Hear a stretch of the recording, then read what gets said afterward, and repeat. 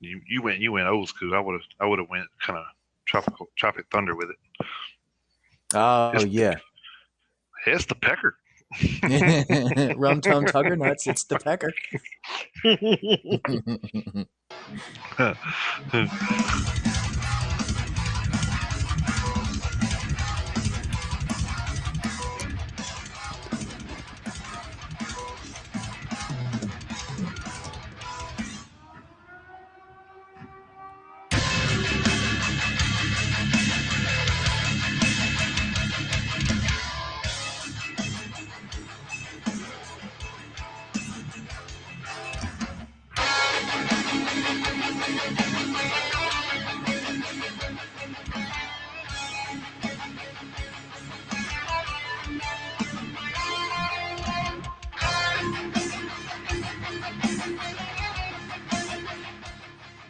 And welcome to your show.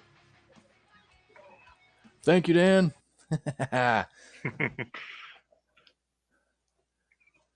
Good morning, everybody. Good morning, good day, good evening, good afternoon, wherever you are in the world. Yep, it's Saturday morning, and well, here it is. And, Yeah, Saturday morning in Tennessee. yeah, I know and for our buddy, Nazim over there in Turkey, it's about dinner time. So, yeah, yeah. So, but yeah, so we're here for yep. another exciting edition of Metalheads Unite, Yes, we are. and Yes, we are. a little less morbid this week, I guess I should say. Yeah, a lot less. We actually made it through the week without any deaths to have to report. So Yeah. so Well, that's good. yeah. That's good. Well, I will say this: metal music wise, we didn't have any deaths, Well, but yeah, that's true. I mean, so we people do pass away every day, but we don't well, have any news to pass along as far as the world of metal, like you said. So yeah. I do want to give a shout out to people that don't know. I wrestled for about 18 years, and a couple of people that I crossed paths with during my tenure there passed away during the week. Burt Prentice was a big time promoter here in the Tennessee area. He passed away, and then beautiful Bobby Eaton, one half of one of the best tag teams that I know of, the Midnight Express, also passed away kind of unexpectedly. So just want to oh send yeah, out my that's right. I forgot yeah, about that. just want to send out my thoughts and prayers to those guys. It's kind of personal to me, so I wanted to send that out. So Oh, absolutely. Yeah, I completely forgot about Bobby Eaton. I completely forgot yeah, about that. yeah, and it's yeah, like I said, it was kind of an unexpected thing. So Sure. yeah, but all right, we're over that. Moving on. Yeah, that's. But I wanted to give my condolences to the families Oh, of of course, those two absolutely. guys. So man, I know a lot of people out there you know, probably haven't never met Bobby Eaton, but he was probably one of the nicest guys I ever met. And if you I've heard stories about the guy throughout the years too, and like never heard anything bad about that guy. He always did. I think I even remember reading a part in Mankind's first book. Uh, where they were traveling somewhere and they lost Bobby, and they went in to get like I don't know gas and snacks or whatever, and they lost him. And come to find out, he was across the street giving a bum some food and a bottle of wine. No. so, so Nice. that's just who Bobby was. So we And then lost he a ended, yeah we did lost a so good yeah we, so did they end up leaving him behind, or was it they just couldn't find him? well, no, I mean they weren't going to leave him. They just didn't know where he had went after. Oh, I okay. guess they left wherever they were. I can't remember if it was a restaurant or what they were at, but I thought that Okay. was pretty heartwarming. Okay, so they didn't like Home Alone his ass or anything like No, that. no, no. Yeah. Okay. You All right. you could back in those days you couldn't really do that because most of the time you were all on the same cars and everything. So if you were traveling together, you pretty much screw yourself sometimes because you didn't really know who you were wrestling until you got there. And sometimes you may be wrestling the guy you're riding with. So No, there you go. Yeah. so yeah, no one was yeah. So but anyway, yeah, good-hearted guy, man. Some sad to see him pass away, but Yeah. Yeah, he was, and he. I do remember. I do remember seeing that you posted this the story. Now he was on what, only like 62. yeah, I think he was 62. Yeah, Yeah. So yeah, not. Yeah, definitely not too old. yeah. And Bert wasn't too much older than that either. I think he may have been the same around the same age, 60, 65, somewhere in there. Oh, okay. All right. So yeah, so yeah, we lost a couple of good ones this week in the wrestling business, but Yeah. like I said, it's just one of those things. So yeah, Mm-hmm. so we will move back over into the heavy metal world, Yeah. like where we're supposed to be. So Yeah. That's right. That's right. But We got off track for a second, but for a good reason. For a good yeah, reason. yeah. So anyway, so anything interesting on your week this week or? Nah, pretty much. Business work actually wasn't too bad. So hell, you had more. You had more of an interesting week than I did with the issues you had with your car. But Yeah. so Yeah. So, but yeah, other than that, mine was pretty normal too. But yeah.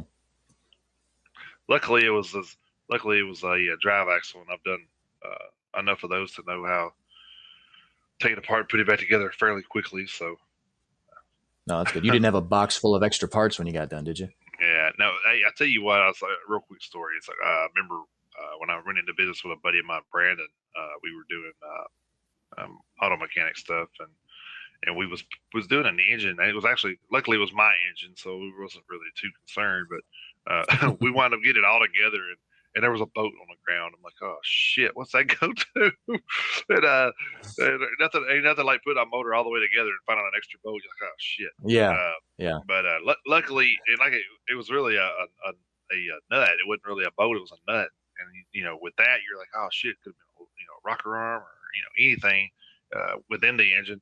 And luckily, it was like he goes, oh man, that goes to that heat shield. I'm like, oh, thank God. So Oh, no okay. heat Yeah, shield. I Hey, gotcha. wasn't too worried about no heat shield. So Yeah. luckily, we dodged a bullet on that one. No kidding. Yeah. All right. Well, let's get this thing crack-a-lacking, I guess. And Yeah, let's get it rolling.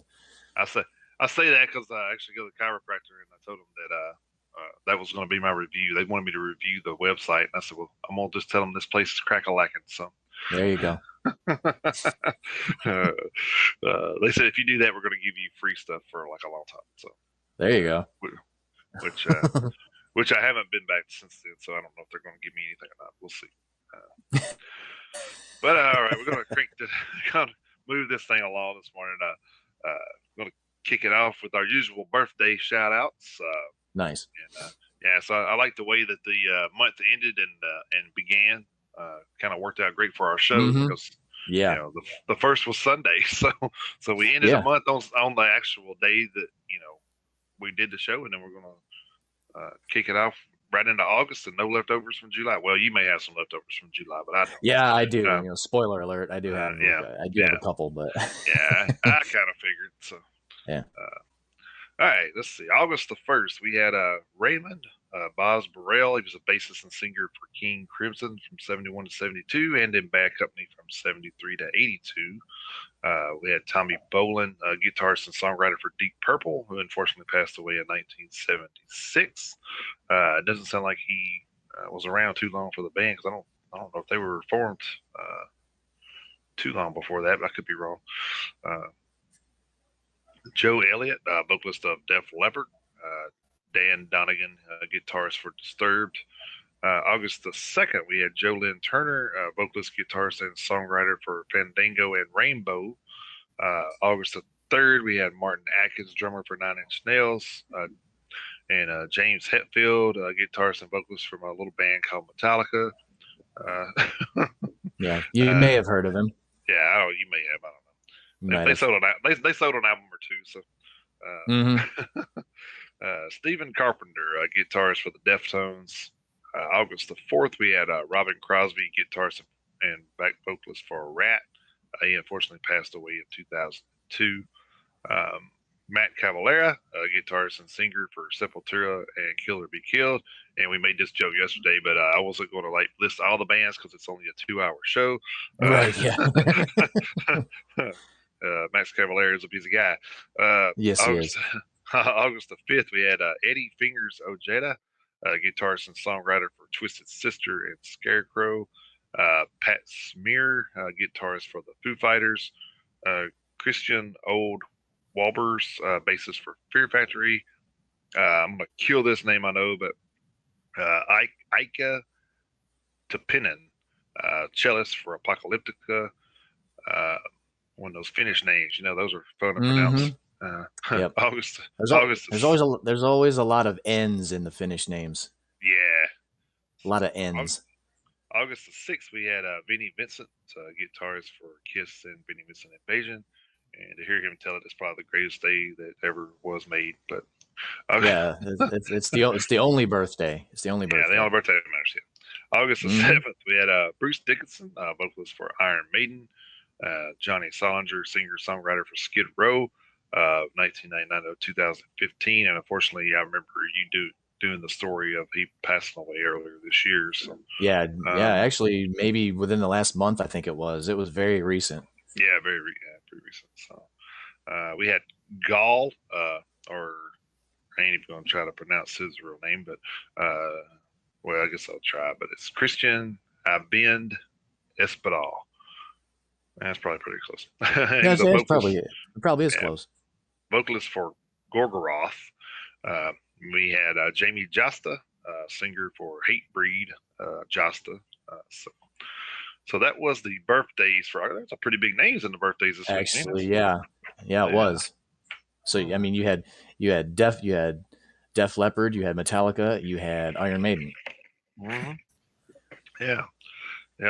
It's pretty crazy some to talk others about those too, of course, but yeah, we're talking. It's crazy to talk about those guys 40 years after you discover them. So yeah, and they're still every single one of them still out there cranking it out. Yeah, it's pretty crazy. Yeah. It is crazy, yes. Yeah. But I mean, it's great that they're out there doing it, though. Yeah, it is. All right, let's move over into the metal news of the week. What you got there? Well, let's see. Well, we're going to start off at blabbermouth.net this week. Like we said at the top of the show, we don't have anybody who passed away this week, which is good. But unfortunately, the news isn't all good. Like I say, this is at blabbermouth.net. In a new interview with Sean Ratches of Laughing Monkey Music, Rat singer Stephen Pearcy opened up about his private 3-year battle with liver cancer. He said, as transcribed by blabbermouth.net, quote, "Everything's kind of copacetic now. I'm on a ritual and monitoring things, and do I really want to put myself through all this stuff with taking care of your health and the broken bones and knees, staph infection? I don't know why I'm still here," he continued, "but look, I'm appreciating every day and minute above ground here because all of our peers are seemingly disappearing, and it's such a drag, but it's under control, and I never wanted to bring it up until I really started feeling guilty about it." Pierce, end quote. Piercy revealed that he found out about his cancer through a blood test. "I had hepatitis," he said. "Well, then getting another checkup, I found out, oh, by the way, you've got a bit of cancer thing going on there. We got to get in there. Then your whole world changes. Still, I didn't feel like it needed to be out there until I started feeling guilty. Like, wow, man, I can help some people. Get blood tests, take care of yourself, find out if you have hepatitis. If you have hepatitis, hopefully it doesn't turn into a cancerous thing because it easily can. And now, advocate of, hey, take care of yourself. It's a little personal to me, but I felt it was time to share it." According to Stephen, he, quote, "went on the road 9 days after surgery, not even knowing the outcome of my surgery, removing the cancer and stuff. So that was pretty interesting," he said. "So if I'm devoted and into something, I'm into it. But then again, I have to start thinking about how long I want to be out here doing this. And you start thinking about other things, life things." He also admitted that he should have monitored himself and took it easy. "The knees are one thing. I mean, yeah, that was enough," he said, referencing his January 2019 knee replacement surgery. "But then the double whammy with finding out about the C, but I feel like I need to say something just because, hey, take care of yourselves. I want to see our fans and friends. I want to see them around. I mean, we've gotten to know a lot of these people 36, 37 years later. And if it can help one or two or however many people, then great. I know some really good friends of mine that are in worse shape, and it's just a terrible thing. I've lost family through it, and it was time to step up and say, well, unfortunately, you got smacked, Steven. So do something positive about it, without being a poster child, which I really don't want to be. He added, I've lost a lot of friends. I mean, a lot of friends from this. And look, we're getting older. It's okay. I still feel like I'm 20 something, but I just don't act it. And you've just got to really take care of yourselves, because I talked to some of my friends out there and they let me in and I talked to them, and it doesn't need to be public. I'll talk to somebody if they're having a life trip. And why not? I mean, hey, if you can help somebody, you can help somebody. Piercy's knee surgery came 3 months after two disastrous rat shows that saw the now 65-year-old singer incapacitated to the point where he had trouble remembering the words to some of the band's biggest hits. My one knee was totally blown out and I couldn't deal with it, he later told the Morning Call. That got all better and my left knee blew out, which happens. And I'm so in pain out there, and I just got a little too tweaked one night or two nights and then went, I'm going to get this done. I can't be out here beating myself up and having shitty shows. And what all I had to do, I'm gonna need surgery, but it's so difficult, people don't understand. Piercy's fifth solo LP, View to a Thrill, came out in November 2018 via Frontiers Music SRL. The follow-up to 2017 Smash was produced by Matt Thorne and Piercy and was mixed and mastered by Thorne and guitarist Eric Ferentinos. Piercy and bassist Juan Crucier are the sole remaining original members in Rat's current lineup, which made its live debut in July of 2018 in Mulvane, Kansas. Joining them in the band are drummer Pete Holmes and guitarist Jordan Ziff and Frankie Lindia. In January, Piercy told Sirius XM's Trunk Nation with Eddie Trunk that he was open to the idea of making a new Rat album with all the surviving members of the band's classic lineup. Rat hasn't released any new music since 2010's Infestation LP. So, Stephen Piercy, he was trying to keep it private, but I guess he felt like he really couldn't do that anymore. So I guess he's been battling it for, I guess he said, about 3 years now. So hopefully whatever he's got going on, he can get it treated, and he won't have to deal with it for too long. So well, good luck to him. Hope he gets it all worked out. Oh yeah. It's crazy to think he's 65 though. That's weird. Yeah, I know. Yeah, it is weird. Oh. But like D. Snyder, D. I saw something the other day. I was reading an article that had D. Snyder in it, and they mentioned he was 66. I was like, holy shit. Yeah. Well, I guess some guys get better with age. Like we was talking about that earlier, last week before. So. Yeah. All right. Well, I'm going to stick with your blabbermouth here. This will be good for the GWAR fans out there. This is GWAR, the powerful story of the most iconic heavy metal art collective monster band in the universe, as told by the humans who have fought to keep it alive for over 30 years. Will premiere at this year's Fantastic Fest in Austin, Texas. The documentary contains interviews with GWAR band members, both past and present, as well as other artists, including Weird Al Yankovic, Thomas Lennon, Alex Winter, Bam Margera, and Ethan Embry, including never before seen footage of legendary GWAR frontman Dave Brockie. Bob Gorman, author of Let There Be GWAR 2015, and longtime artist and performer for GWAR, had this to say about the film, quote, this story that emerges shows the trials and tribulations of GWAR. The founders of this band deserve credit, and that perspective is in there. But it also follows the story of those who have lived with the band and sought to keep it alive these many years. This is GWAR was directed by Scott Barber. Orange Year's Nickelodeon story with producers Tommy Avalon, the Bill Murray stories, and Josh Goldblum, VHS 94. Executive producers include Bill Parks, Zach Blair, Matthew Helderman, and Luke Taylor. The film was edited by Casey Matthews. Brockie, who fronted GWAR under the name Odorous Urungus, was found dead in his home in Richmond, Virginia in March of 2014. According to Virginia State's Medical Examiner's Office, he died from acute heroin toxicity by accidental means.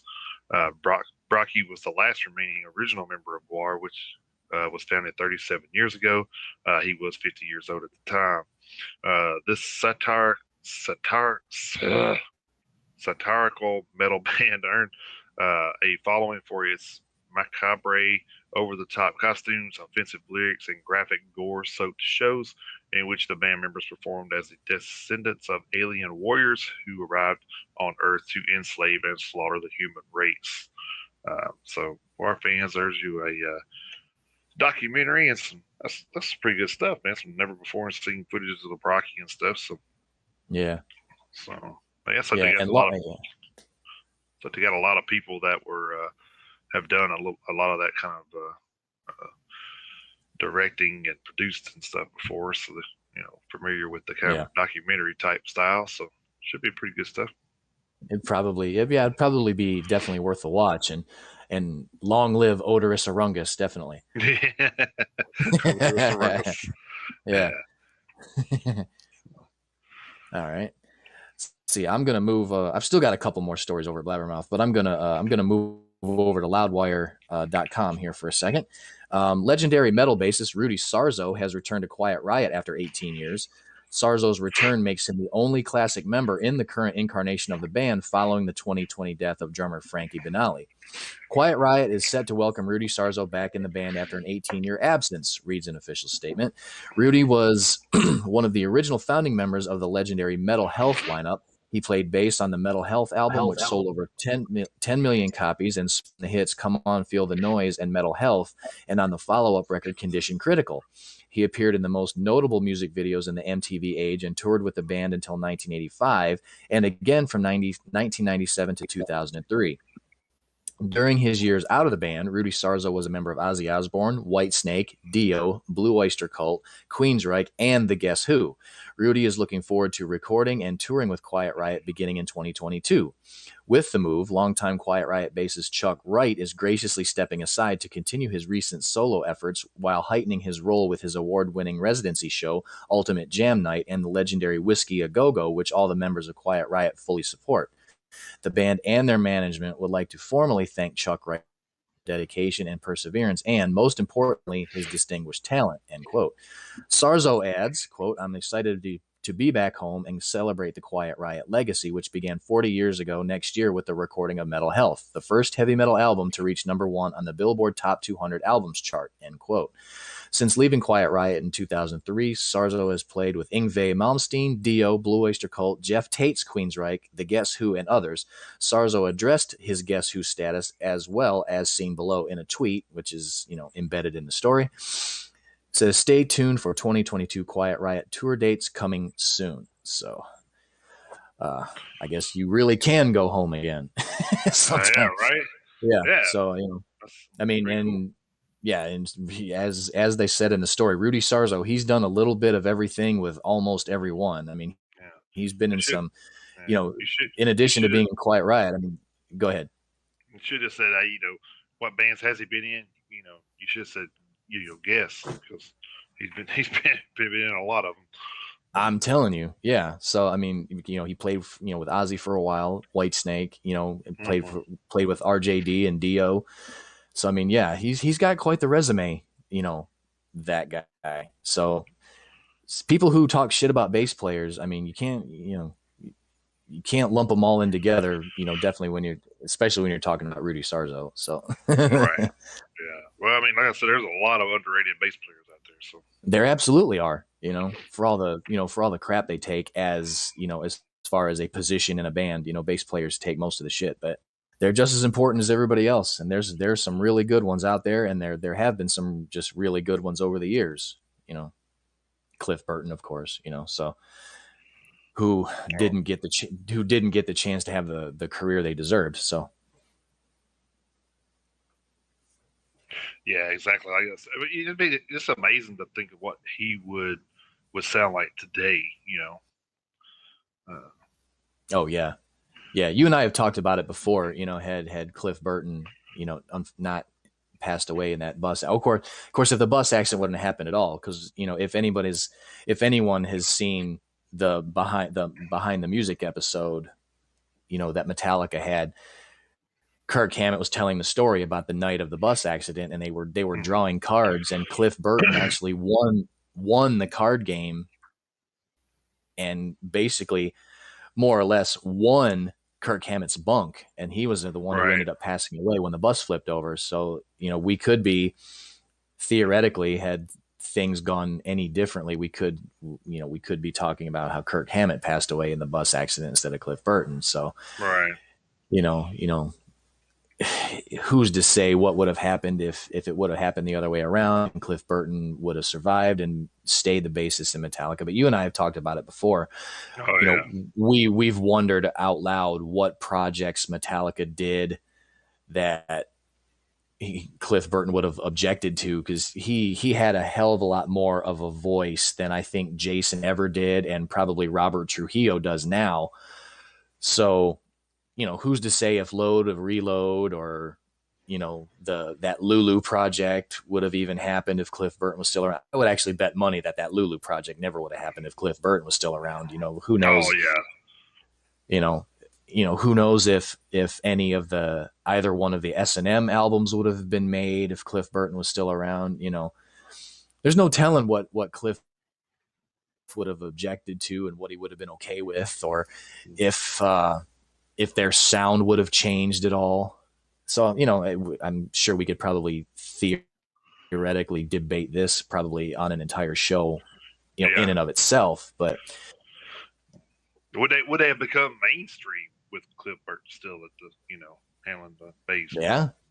I mean, that's probably a more I would say more relevant assumption than. Yeah. Who knows if the Black album would have been made? Who knows if, and and like you said, there's no way in hell the bass would have been turned down on Injustice for All. We know that for sure. There's no way in hell he would have let the bass. There's no way in hell he would have let that happen. Yeah, I had to look up the guy. I had to look up this guy's name because I always it's kind of weird and I never can. I want to say it's Richard Forrell, which is the bassist for After the Burial. Man, that dude is so freaking good. If you've not heard any of their songs, especially Lost in the Static, that's, oh my God, he got hell of bass lines of that song. Yeah, I'll have to check that one out. I don't think I have heard it. Yeah, so, but yeah, After the Burial, that dude, man, I've seen them. I didn't really get into them until I saw them live. They opened up for Killswitch Engage and Parkway Drive. Oh my God, dude! I'm just like, man, this dude right here is badass. So I had to go back and check out a lot of their back catalogs. Nothing wrong with that. Well, since we're talking about Metallica, Metallica has teamed up with Amazon to create the Metallica podcast. According to the band, the podcast will launch with 8 episodes, taking a look at behind the scenes at Metallica's self-titled 1991 LP, better known as the Black Album. An exact release date for the podcast has not yet been announced. This album was the right combination of songs, right combination of producer, with the right combination of desire and tenacity and lineup of ideas, said drummer Lars Ulrich. The insanity that we do just to keep our own sanity, people identify with it, and the fact that they're not alone and we know that we're not alone is what makes it all happen for me, said frontman James Hetfield. And Kirk Hammett said, I'll just sit there and keep on playing for 24 fucking hours if I need to. So the Black Album is one of the most commercially successful and critically acclaimed records of all time. Its 1991 release not only gave Metallica its first #1 album in no fewer than 10 countries, including a 4-week run at #1 in the U.S. Its unrelenting series of singles, Enter Sandman, The Unforgiven, Nothing Else Matters, Wherever I May Roam, and Sad But True, fueled the band's rise to stadium headlining, radio, and MTV dominating household name status. The album's reception from the press was similarly charged, building over the years from the top 10 of the 91 Village Voice Pods, I don't know how that's pronounced, but and JOP National Critics Poll, to become a constant presence in the likes of Rolling Stone's 500 Greatest Albums of All Time. The album's impact and relevance continue to grow, as proven by one indisputable fact. The Black Album remains unchallenged as the best-selling album in the history of Nielsen SoundScan, outselling every release in every genre over the past 30 years. To commemorate its 30th anniversary, the Grammy-winning 16-time platinum certified Black Album is receiving its definite re-release on September 10th via the band's own blackened recordings, remastered for ultimate sound quality. The Black Album remaster will be available in multiple configurations, including 180-gram double vinyl LP, standard CD, and 3 CD expanded edition, digital and limited edition deluxe box set, containing the album remastered on 180-gram 2 LP, a picture disc, 3 live LPs, 14 CDs, containing rough mixes, demos, interviews, live shows, and 6 DVDs containing outtakes, behind the scenes, official videos, and live shows. 120-page hardcover book, 4 tour laminates, 3 lithos, 3 guitar picks, a Metallica lanyard, a folder with lyric sheets, and a download card. Jesus Christ. And a cartridge and a fucking pear tree. Yeah. And a $500 ticket price, probably. Damn. Probably. Metallica's self-titled LP in 2014 became the first album to sell 16 million copies since Nielsen SoundScan started tracking sales in 1991. Metallica was already certified 16 times platinum on December 13, 2012 by the RIAA, Recording Industry Association of America, for shipments in excess of 16 million copies in the U.S. The album in 2009 surpassed Shania Twain's 1997 record "Come On Over" as the best-selling CD of the SoundScan era. Well, thank God they knocked that off. No shit. Yeah. Metallica was the first of 4 collaborations with producer Bob Rock within the band Clash throughout the recording of the disc. Metallica performed the Black Album in its entirety at a number of European festivals in 2012. So just a little history. I know some of that stuff that we knew, but a lot of that stuff I was reading I did not know. It's pretty wild that they actually hit that mark in 2012, but didn't get recognized till 2014, which is, man, that's kind of crazy. But man, needless to say, like he said, that album's probably going to be unchallenged for a long time in that spot. So there's one line in that story that I've heard before that I will probably never get tired of hearing, talking about the Black Album being the number 1 selling album of all time across all genres in the Nielsen SoundScan era. I will never get tired of hearing that. The greatest selling album of all time across all genres.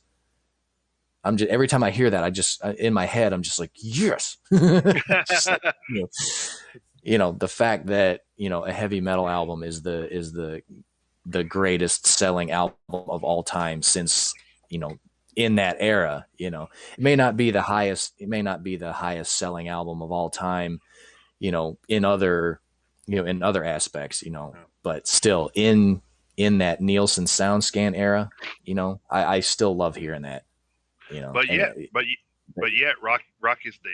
There's your introduction. All right. Well, and you know what? The funny thing is you actually gave me 2 different segues in this story, but since you literally just underhanded me a softball of a segue, I'll take that one first. Heading back over to Blabbermouth for a minute, and we have talked about this before, but our good friend D. Snyder has decided to weigh in, so I decided to share his opinion with the rest of you. So Twisted Sister, D. Snyder, has dismissed the notion that rock is dead.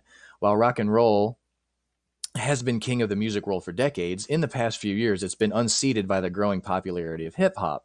This has caused many pundits to proclaim the genre quote-unquote dead from an industry perspective, noting that it has been eclipsed in all measures. A few years ago, Kiss bassist and vocalist Gene Simmons told Esquire magazine that rock did not die of old age, it was murdered. Some brilliance somewhere was going to be expressed, and now it won't be because it's that much harder to earn a living and writing songs. No one will pay you to do it, and we've talked about this on the show before. Hard rock and heavy metal musicians have weighed in on the topic in a variety of interviews over the last several years, with some digging a little deeper into Simmons' full remarks and others just glossing over the headline. Snyder, who is currently promoting his new solo album, Leave a Scar, which I believe both of us listened to, I think it was last week when it came out, and we both spoke about rock's supposed diminishing status during a recent interview with Consequence of Sound. Addressing Gene's "rock is dead" comment, D said, he makes me crazy. I mean, I love him. I love Kiss, but I wish he would just shut the hell up with this. And he doubles down on it. This statement of rock's dead. There are no rock stars. Don't bother, all that shit. It's just so self-serving and self-absorbed. It's selfish. It's like because it's not doing it my way, it doesn't have value. It's not the way it was when I was coming up, so it's not rock and roll anymore. Anyway, that's bullshit. Love that. I love D. Snyder. Yeah. Love D. Snyder. Love D. Snyder. Leave a Scar was released on July 30th via Napalm Records. The album was once again produced by Hatebreed frontman Jamie Josta, with co-production, mixing, and mastering by drummer Nick Belmore. So it was just a quick story, but like I said, you segued me into it, and I really wanted to share that with everybody because I am on almost verbatim, like the exact same page as D. Snyder is as far as this goes. So I think he's spot on. I don't really know what else to add to that.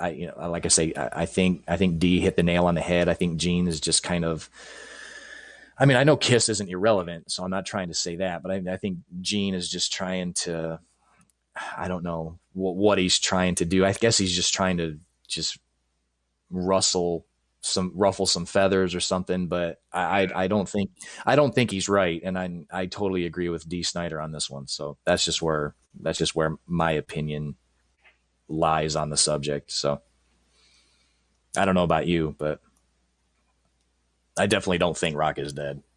No, and that's gonna we're gonna actually gonna touch base back onto that when we talk about the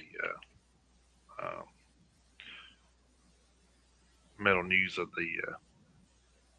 or the history. Sorry, when we get to the history segment, I got one kind of goes back to that. All right. So okay, it's cool. kind of weird. It's kind of weird how long people have kind of downplayed the rock and metal scene. So not giving it credit. Right. Yeah. Did you want to do the other story too? Since we were kind of okay. I kind of segued you into two. So yeah. All right. Yeah, taking the other fork in the road that we had. Metallica's 1991 self-titled album has yielded the band an insane amount of accolades, now including a YouTube music video with over 1 billion views. The video for Nothing Else Matters is the band's first to hit the milestone and was uploaded to the site in 2009. A new orchestral version of the song was also just included in Disney's new Jungle Cruise movie, which I'm sure didn't hurt the video's acceleration toward getting over 1 billion plays. As for metal videos hitting the 1 billion mark on YouTube, System of a Down beat Metallica to it with their Chop Suey video last year. Linkin Park also crossed the threshold, as did Guns N' Roses. Though who knows, Metallica is currently working on a new album, and maybe one of those videos will be their most popular in the future. I don't know if you heard the version that they recorded for the Jungle Cruise movie. I heard it, and it's a complete instrumental. I heard it. It's not bad. I'm not exactly sure how I felt about it on my first couple of listens, but I don't think it holds a candle, to the original. But so it is what it is. I guess if I ever actually watch the movie, I guess I'll see it in context with the movie, and maybe it works together in context. So yeah, Metallica, just one more good thing that has come out of the Black Album, and that story was actually over at metalinjection.net. Oh yeah, okay. Yeah. Little metal injection love, as I see. Mm-hmm. You usually don't. Yeah. And as for the weird, you don't usually pull stories from there. So. Well, the funny thing is it's not that I wouldn't, because I mean I keep Metal Injection open as one of my sources. But the funny thing is a lot of weeks by the time I get to Metal Injection, I've already pulled the story from another site. So right. I try to pull news from everywhere. I try to give a lot of my websites, I try to give them a chance, but it seems like as I'm going through, and building this segment every week, it seems like by the time I get to one or two of my sites, I've already basically almost built my entire part of the segment. So sometimes there's one or two of these sites that get a little glossed over, and I don't do it on purpose, but yeah. Right.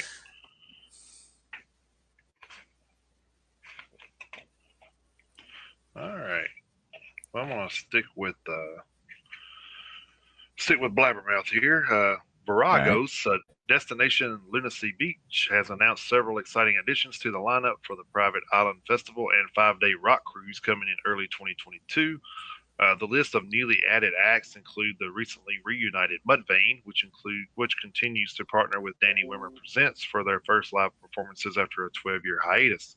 Atreyu, Crown the Empire, and Afterlife. Mudvayne will play both on board and at Lunacy Beach, and will replace Chabelle, who regrettably had to cancel their Virago's Lunacy Beach appearance due to conflict with their upcoming touring schedule. All other previously announced acts will be appearing, including Rob Zombie, Mastodon, and more. I still can't believe I'm saying Mudvayne is back, says Chad Gray of Mudvayne.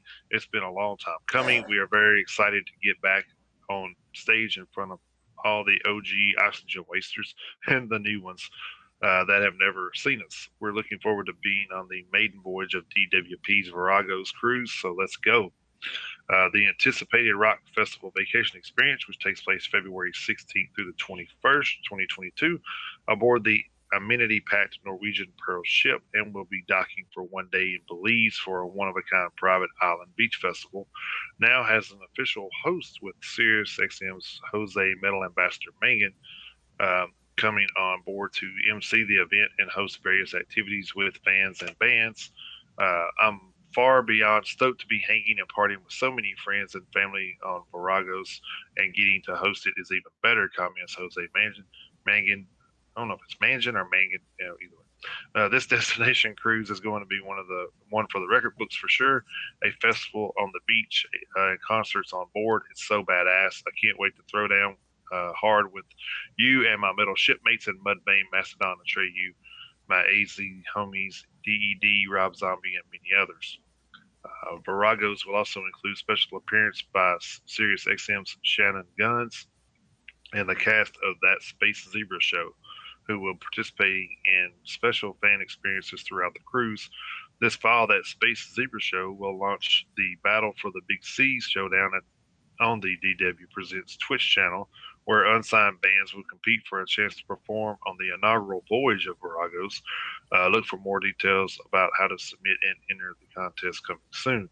In addition, Virago's is excited to announce the first on ship experiences that fans can participate in.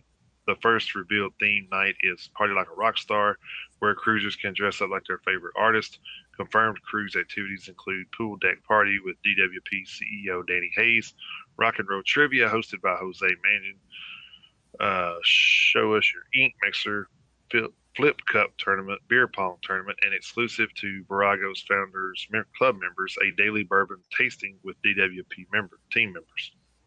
Many more theme nights, activities, meet and greets, as well as additional exclusive Founders Club events will be announced in the coming months.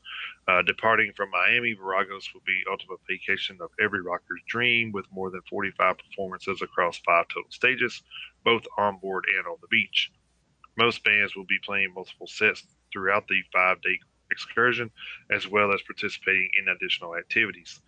Cabins are on sale now at www.viragos.com, with pricing starting at just $898 per person for a 4-guest interior room, plus taxes and fees, of course. Guests are able to make a deposit and pay the remaining balance in monthly installments over time leading up to the event.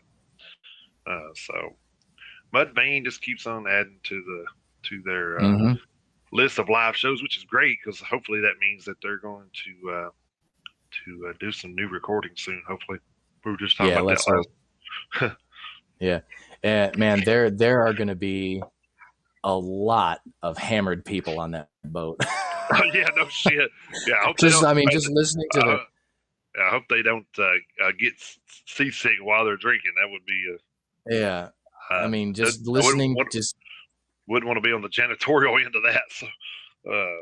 No, I mean, just listening to the amount of events that are on the ship that involve alcohol, there's going to be some drunk people on that boat. Yeah. Oh man, yeah. I wouldn't want to have to clean that boat after it gets back from that trip. Oh my Lord. Ugh. Anyway, So, in another example of Gene Simmons' like hypocrisy, basically, headed back over to blabbermouth.net for a minute. Kiss will kick off its long rumored second Las Vegas residency at the end of the year. The news of Kiss's return to Las Vegas was broken by the band's bassist vocalist Gene Simmons during an interview at An Amazing Gallery at the Venetian Grand Canal Shops, previewing his artworks collection of paintings and sketches. Asked if Kiss will be coming back to Vegas for another residency, Simmons said, "We are. My favorite band are going to be at Zappos Theater at Planet Hollywood in Las Vegas starting December 27th. That's right, even through New Year's, and we'll be here through February, but in the middle of the Kiss tour that's going on around the world." The legendary rockers previously set up shop in Sin City in November 2014 at The Joint at Hard Rock Hotel and Casino. The 9-show run was captured for the Kiss Rocks Vegas DVD and Blu-ray set, which arrived in August of 2016. Speaking to Las Vegas Weekly, Kiss frontman Paul Stanley stated about how the idea for the residency came about, quote, "To spend as much time as we do in Vegas and to live as close as we do, the idea of doing a residency and leaving our stage setup as opposed to breaking it down nightly was really appealing. We had just finished 42 cities and played for 600,000 people, but that meant that every night the show got disassembled and moved. There's something appealing and challenging about building a set that doesn't have to be moved. You don't have to take into account the practicality of it being able to be broken down constantly and reassembled. So this was something that we had wanted to do for quite a while. It was just a matter of making sure we found people who were in agreement on how to do it. The Joint was the natural place to do it," end quote. 42 cities and 600,000 people.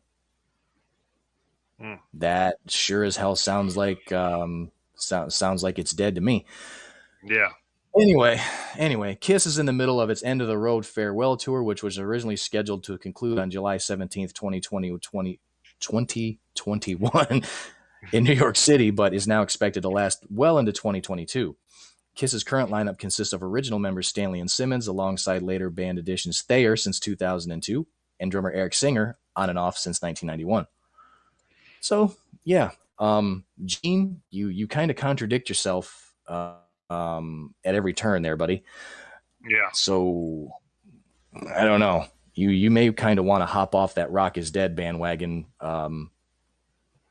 before you get run over by it. Yeah, no doubt.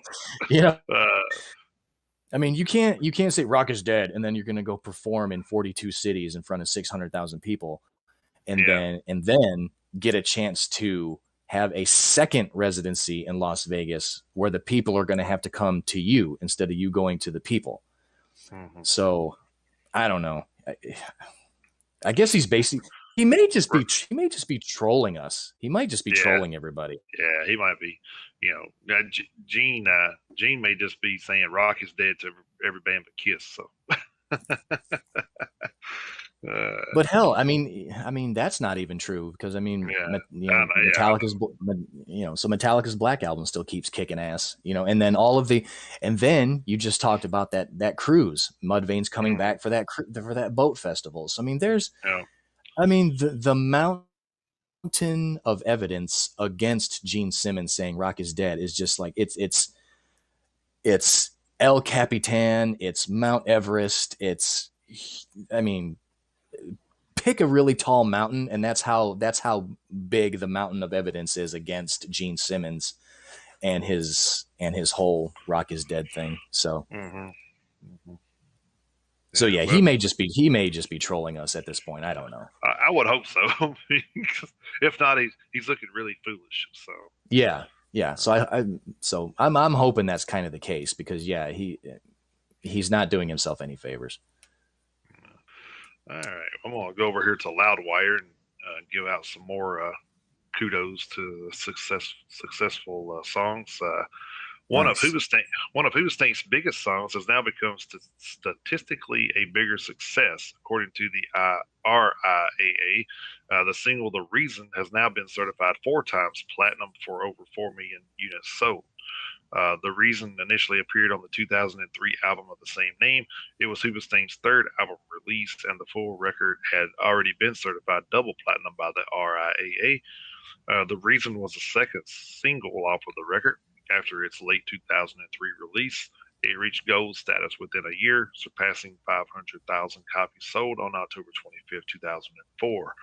The song proved to be the band's biggest breakout, while scoring plenty of radio play with their previous album and singles. The Reason not only took off on the alternative airplay and mainstream rock charts, hitting number one on both of those charts, but also crossed over and hit number two on the Billboard Hot 100 singles chart.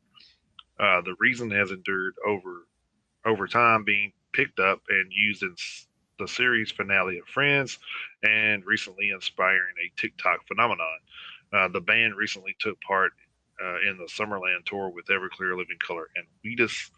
Uh, in addition to the double platinum, The Reason album, Hoobastank have also hit the platinum mark with their self-titled 2002 album, and their 2006 follow-up, Every Man for Himself, has been certified gold for over 500,000 copies sold by the RIAA. So they got a lot of accolades going on themselves too. So that's they that's do. good. So, yeah, so that's pretty awesome. Yeah, good for them.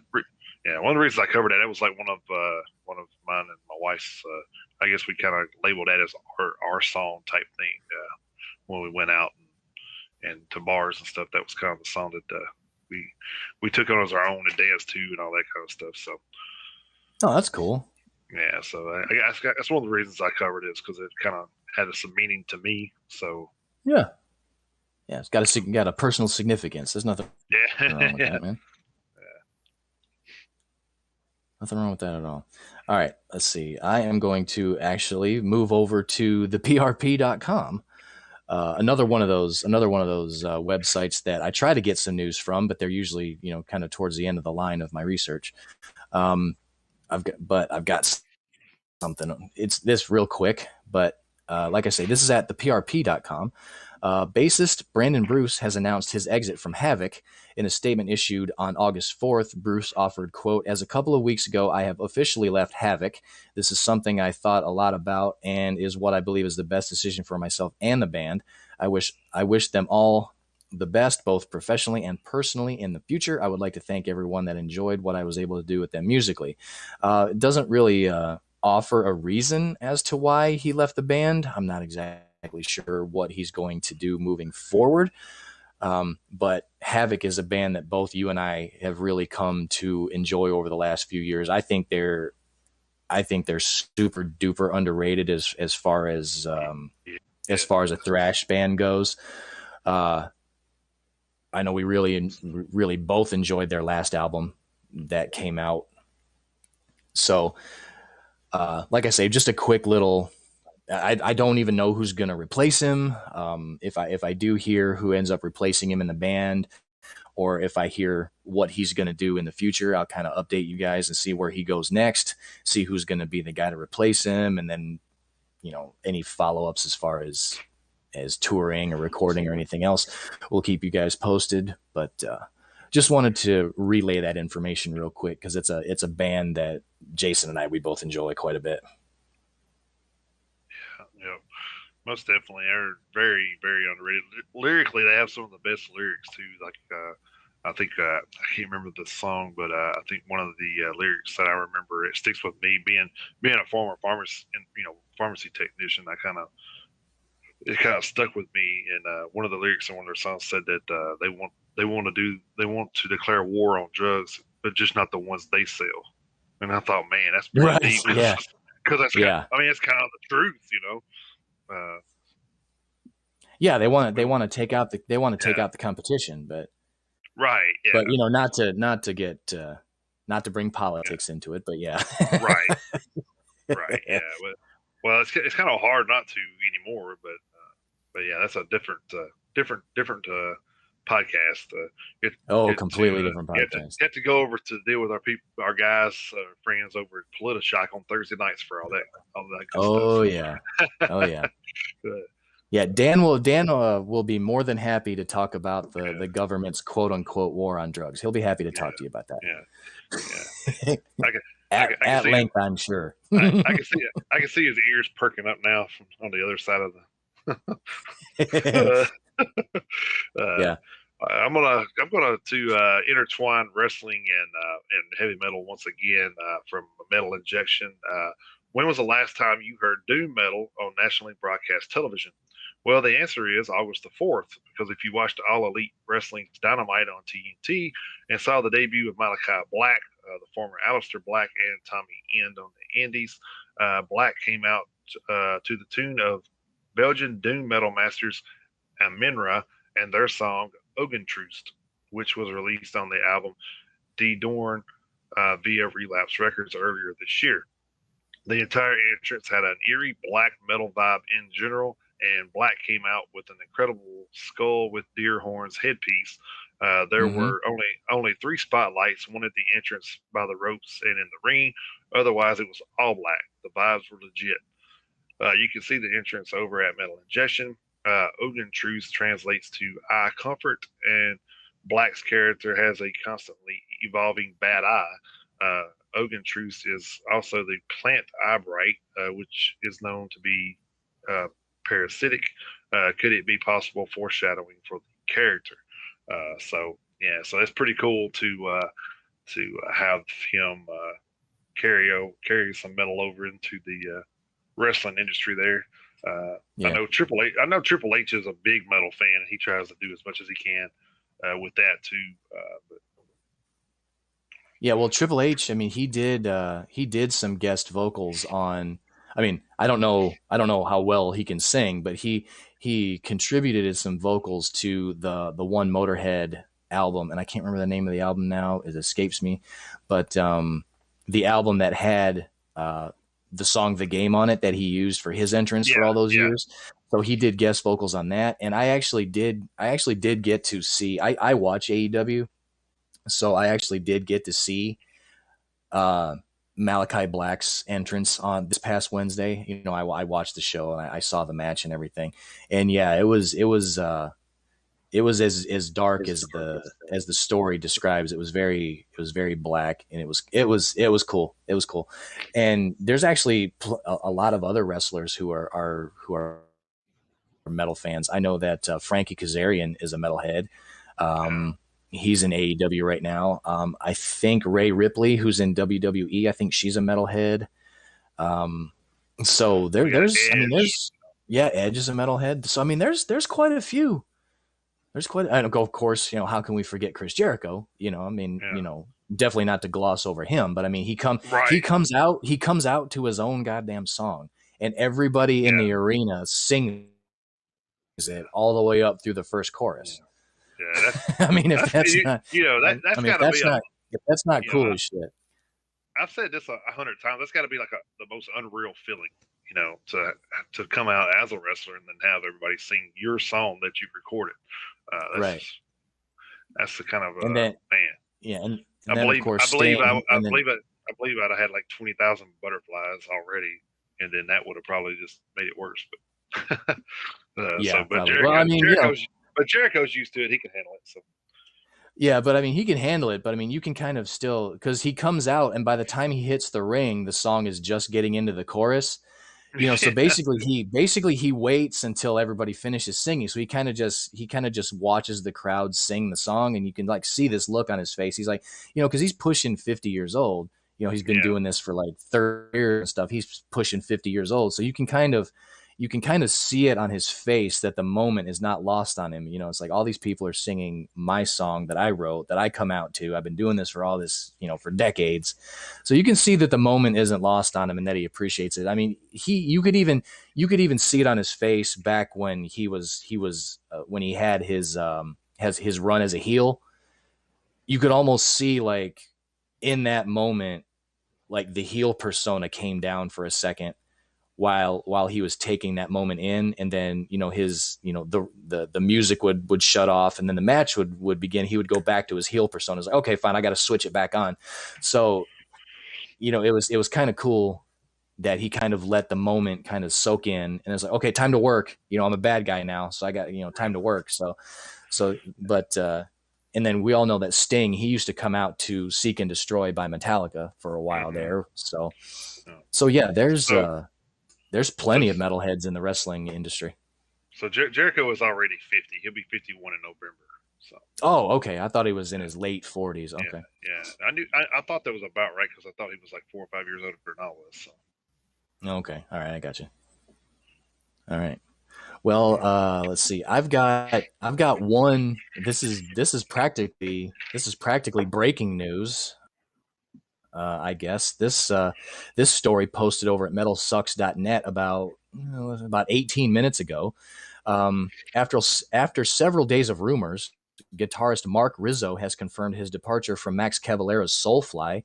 Earlier this week, it was announced that Soulfly would soon be touring with Fear Factory guitarist Dino Cazares in place of Rizzo. Rumors of Rizzo's departure from the group after 18 years heated up the next day when the guitarist launched a new project, Hail the Horns. Rizzo finally verified his split with the band during a Facebook live chat on August 5th, at which time he also implied his leaving Soulfly may have something to do with the feeling that his work for that group has been improperly credited. Ooh boy. Quote, I'm just going full forward with my solo project. It's just better for me. It's more of a healthier environment for me and my family. And being home more and do my solo project, which I'm super stoked about. I've also got my new band, Hail the Horns. We're releasing the video that we did for a Kiss cover today. I've got Revenge Beast. I've got Acoustic Vendetta. Things are good, and I'm doing a lot of good shit. I'm going full forward with my solo project. That's really where my heart is at and where I get my writing credit, where I get credit for my work, and all my hard work gets proper credit. It's a healthier environment, end quote. Rizzo has appeared on every Soulfly album since 2004's Prophecy. He also plays on all 4 albums by Cavalera Conspiracy. So maybe a little bit of dissension in the ranks over there at Soulfly, but I'm not exactly sure how that's going to carry over since he does still play with Cavalera, he played on all 4 Cavalera Conspiracy albums. So who knows if he's going to have a working relationship with Max Cavalera going forward. Depending on how you want to take those comments, whether or not he's holds some animosity towards Max Cavalera or not. Who knows? I guess that remains to be seen. Well, we may get every one of Max Cavalera's bands in the show after all. So We might. Yeah, we might. Yeah. I got one. All Cavalera all the time. I got one more story here that's kind of lengthy, but I think it needed to be told. All right. So it's from. Well, seriously, it's like 2 or 3 pages here, so I got to go over and see where it come from. Loudwire. So I got this off of Loudwire. Signs of the Swarm, which is a band I'm not really familiar with, but I just thought I read the story and I thought, man, that probably needs to be out there just for different reasons. But Signs of the Swarm have removed guitarist Corey Smarsh from the band due to allegations of abuse. Smarsh has been accused of physical abuse by one woman and sexual abuse of a minor by another. The allegation of physical abuse comes from ex-partner Jessa DeVere. She claims Smarsh became physically violent on Valentine's Day of 2019 and left bruises on her in 2020. In her public statement, DeVere says Smarsh would destroy their apartment and have Child Protective Services called on him by DeVere's then 11-year-old daughter. DeVere does also state that her daughter has falsely reported her to Child Protective Services in the past with the urging of her biological dad. The full statement for DeVere is right here. Corey Smarsh, Signs of the Swarm, is abusive, irregardless of the nice guy demeanor he portrays to everyone.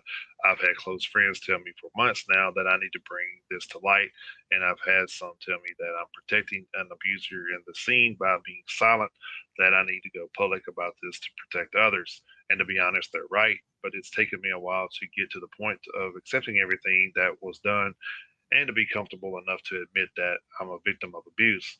Early on in our relationship, he even told me that he had treated a prior girlfriend extremely bad, and I wouldn't be surprised to find out that he had been as abusive to her as he was towards me. The first time he was physically violent was Valentine's Day of 2019 when he punched the first hoe in one of the doors. The last time he was physically violent was the last night he was here, in which another door ended up with a hole, the bathroom door, because I had locked myself in there because of how he was acting, and yes, I was afraid. And he also damaged a small desk that night as well. His parents followed up an hour later by rubbing his back and comforting him, and they had the audacity to tell me that I was the one who needed help. They proceeded to take him back to PA with them that night, where he has been living without any care for the past 5 months. They baby him in all regards. He doesn't even pay his own cell phone bill at age 26. When he threw his phone against a wall and shattered it, they also rewarded him by sending him a brand new iPhone 12 Max Pro Max at the beginning of the year. Uh, the bruises he left on me were during 2020 when I stupidly believed him that he didn't mean it, but I've become clear-headed enough at this point to understand that the warning signs were there all along, and that I was blind to them due to that nice guy demeanor of his and due to all of his lies and manipulation. Toward the end of 2020, my then 11-year-old also reported him to DCS for physical abuse allegations. I did not see him hurt her, and I didn't see any marks left on her, and she has falsely reported me in the past with the urging of her biological dad because of visitation issues. So I don't know whether or not her allegations were true. But the fact stands that she did report Corey to DCS for abuse. He had already destroyed the door frame of her bedroom door by that point, which cost me $175 to replace or repair. The physical abuse and physical violence is easy to see, as shown, other than the broken dishes and such not shown. But he was also mentally and emotionally abusive throughout 2 years of our 3-year relationship, and that was honestly worse for me than the physical. Manipulation, gaslighting, silent treatment, putting me down for my involvement, passion, and supporting the scene. But it was okay when it was support for SOTS, which is Signs of the Swarm, of course. Dismissiveness, blaming me for his actions every single time. Abandonment countless times when he knew I needed him and when he promised to be there for specific times. Dehumanizing me, etc. I'm honestly still not okay because of the mental emotional abuse, and I'm still trying to work through the trauma he's caused. I honestly wish I would have listened to the therapist I had toward the end of 2020 because she indicated that he was abusive, but I did not want to hear or acknowledge it. I also wish that I would have listened to friends at the end of 2019 and not taken him back before he moved in with me. I was stupid, and everyone close to me saw what I didn't because love blinds you. As every mother's nightmare says, love can make you blind. So, Yeah. for 15 months, Corey lived with me and my daughter, and during that time, my life went from great to barely survivable. I became an alcoholic during those 15 months of living with him.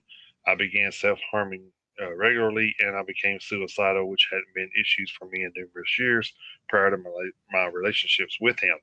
I gave up all my passions in life and I went into hiding. I was gone from social media and in seclusion with my abuser for nearly a full year. He refused to get and hold down a job even though he's fully capable.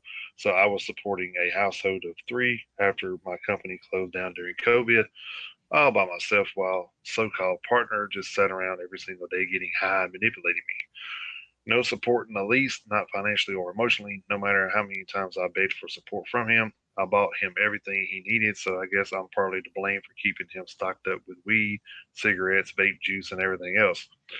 But I also encouraged him throughout that entire time to seek professional help, which he refused to do. I offered to pay for trade schooling or other forms of education in order for him to help find better paying jobs, and I gave up all my future plans in life to instead focus on us relocating to PA purely for Corey and Corey alone, for his family and the band. I was taken advantage of the entire time because of my love for him. By the end of it all, I had to pull out my 401k to help us all afloat, and now I'm still stuck in Indiana, starting from ground zero again to rebuild my life from scratch. $600 of apartment damages to pay for due to him, and he owes me thousands outside of that, which I'll have to sue him in civil court to collect probably. But you know what, that's okay. The alternative would have been us finalizing the marriage together that we nearly did at the end of 2020. Had the certificate just needed it ordained, and that would have made things even worse. I might be starting all over again, but at least I can say that I'm no longer in an abusive relationship. And even though this is the most abusive relationship I've ever been in, I've survived a lot of things throughout my life, and I'll survive this too.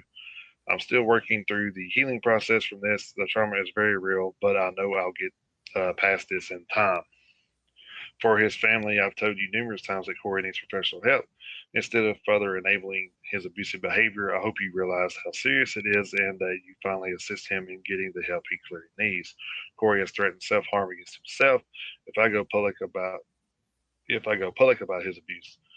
I do not want him to hurt himself, so keep an eye on him. It's not my job anymore. For the fanboys who will deny this and try to talk shit about me, go ahead. I don't care. None of you actually know him. I have plenty of texts from Corey in which he clearly doesn't even try to deny his abuse towards me. I doubt he'll try to lie about any of this. He knows there's too much proof. For all of my friends who have known about all of this and been there for me in the past 2 years, I'd likely be dead right now if not for all of you.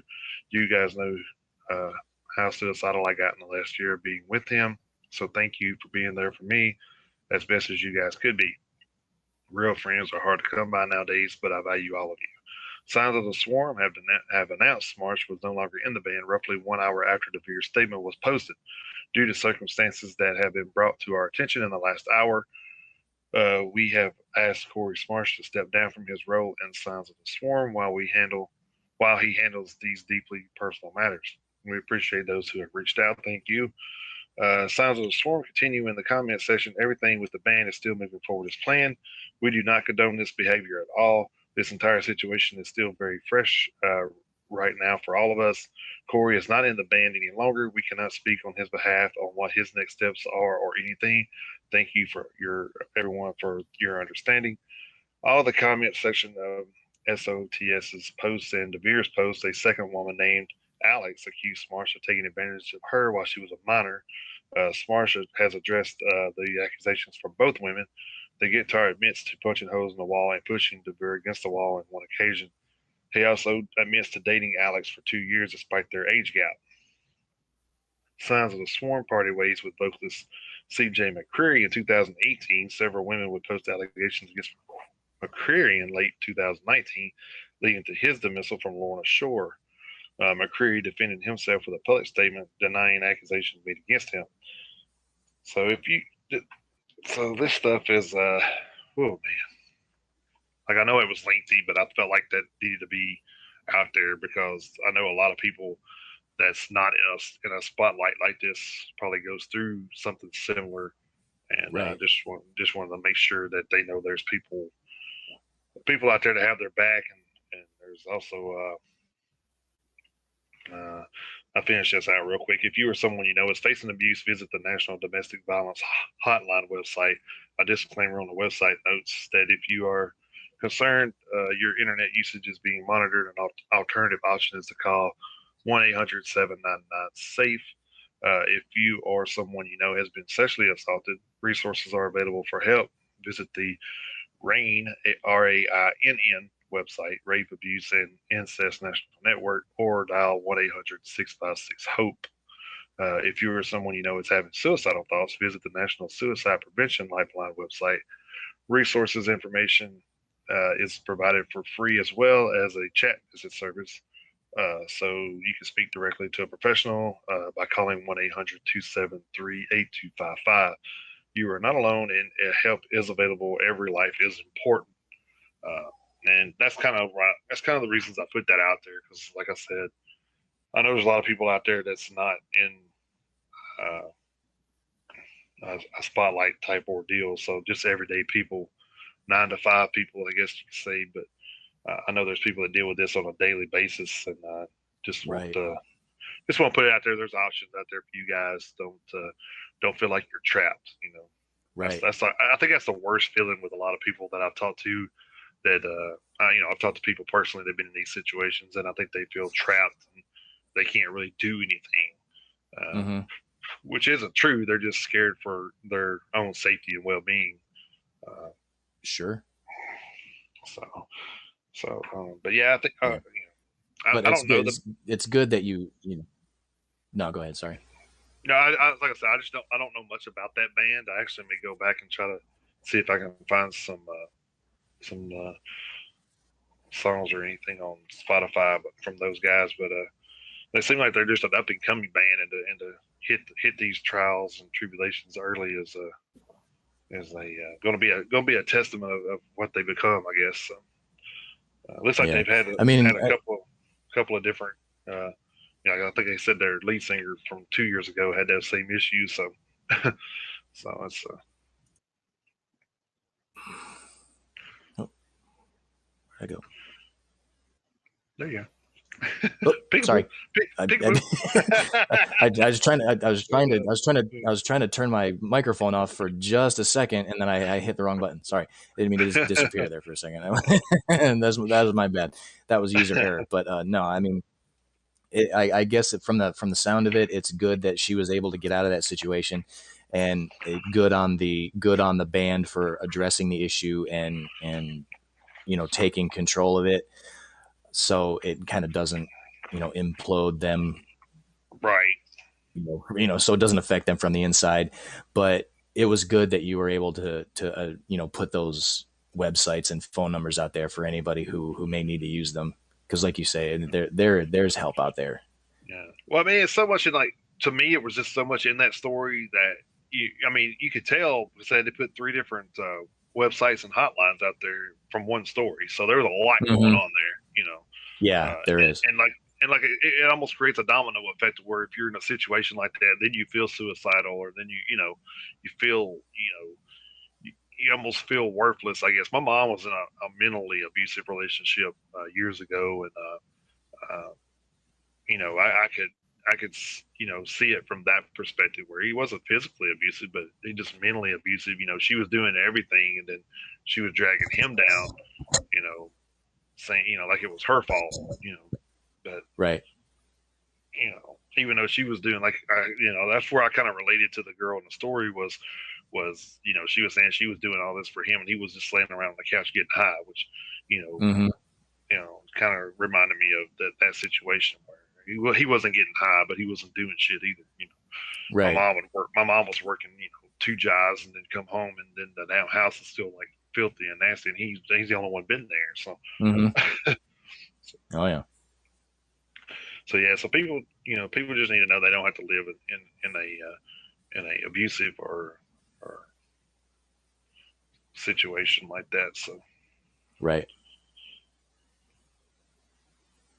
All right. You got anything else for this week? Or?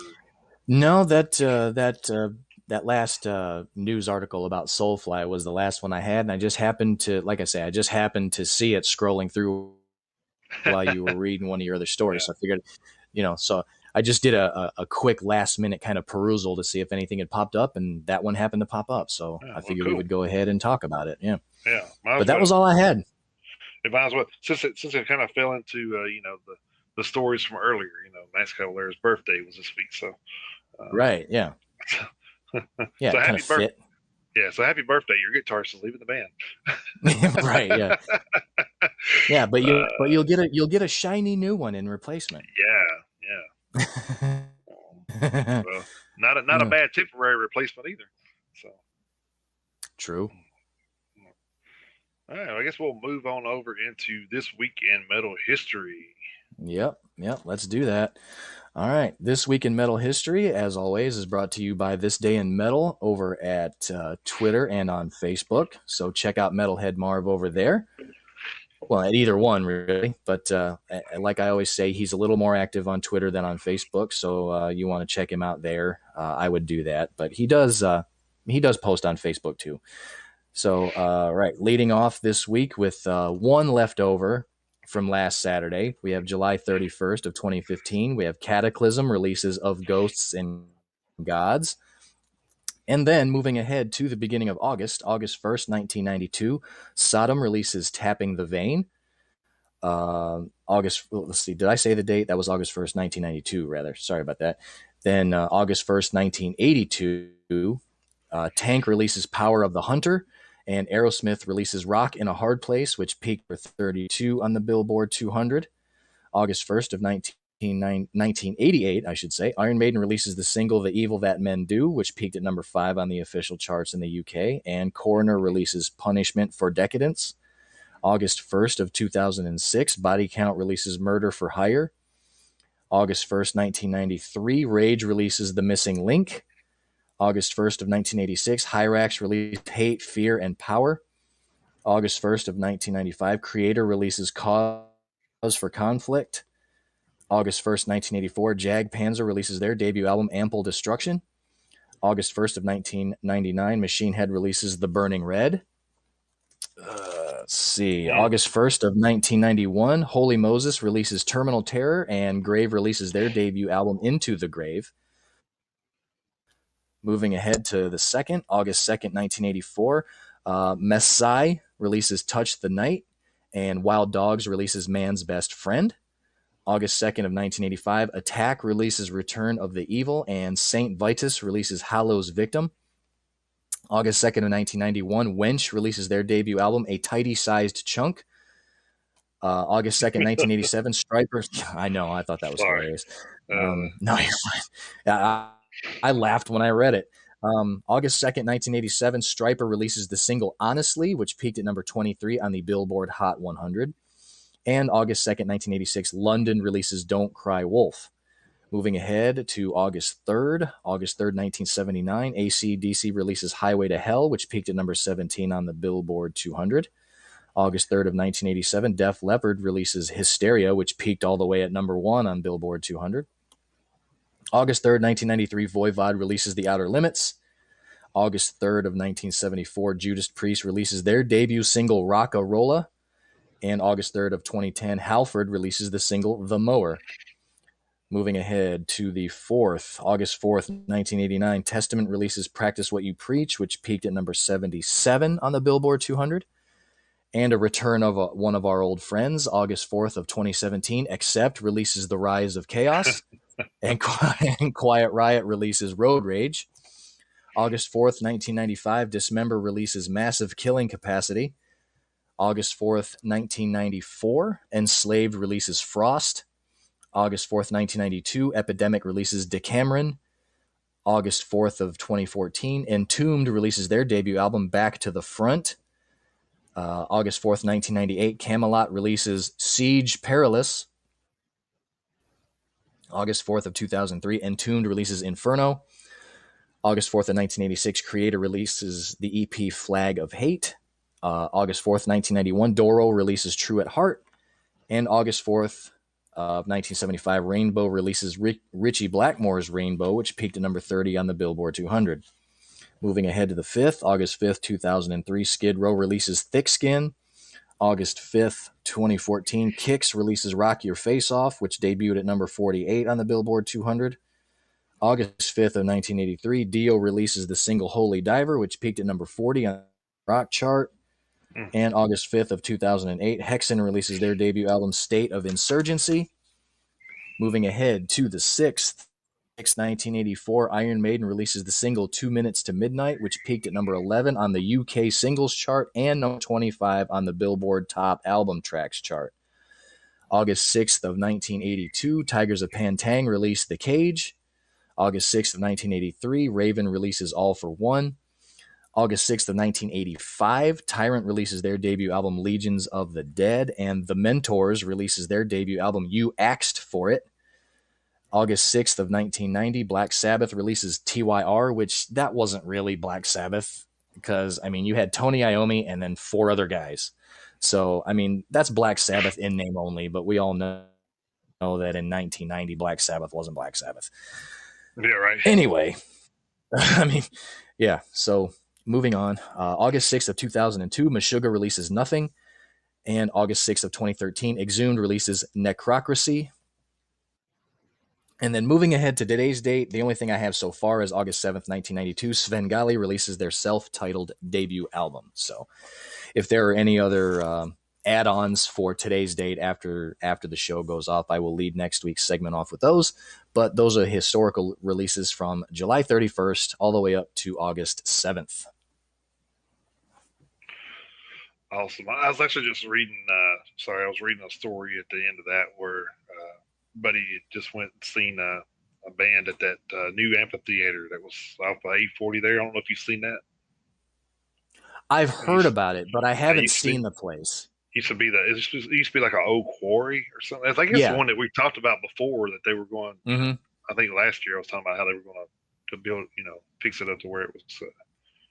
Yeah, I've heard about it, and I actually got to see some of the renderings about it before before it opened, but I haven't seen the facility in Yeah, well, I person mean, yet. No. there hasn't been anybody that we would want to go see there yet. So, so I think there's only been two shows there. So Naturally.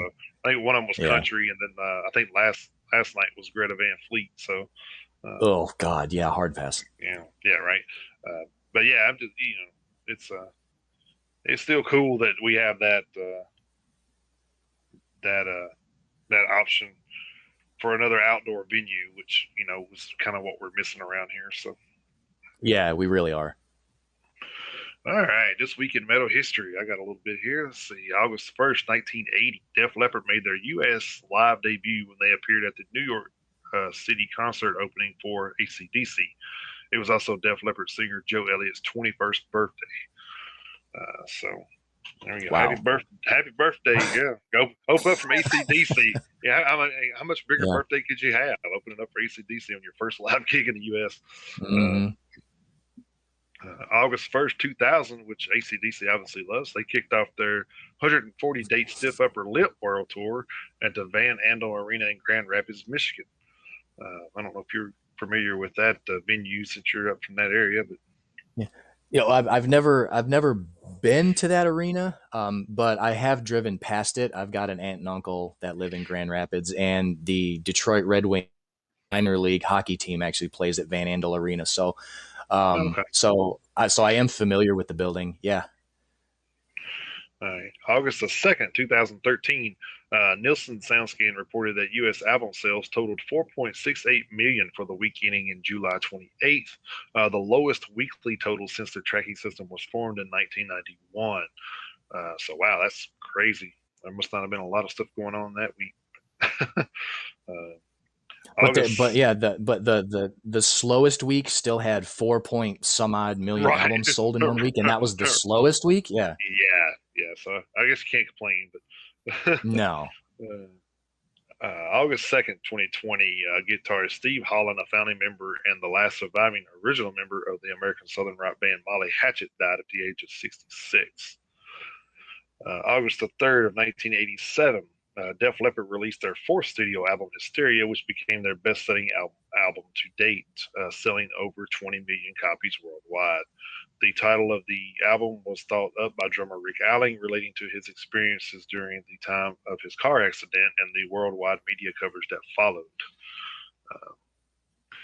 August 3rd, 1991, Metallica held a playback party to launch their self-titled album at Madison Square Garden in New York City. Kurt Cobain and Chris Novoselic from Nirvana both attended.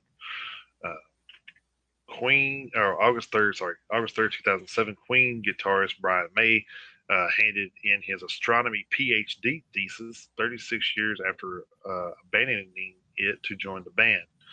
May had recently carried out observational work in Tenerife, where he studied the formation of zodiacal dust clouds. We'll get it right in a minute.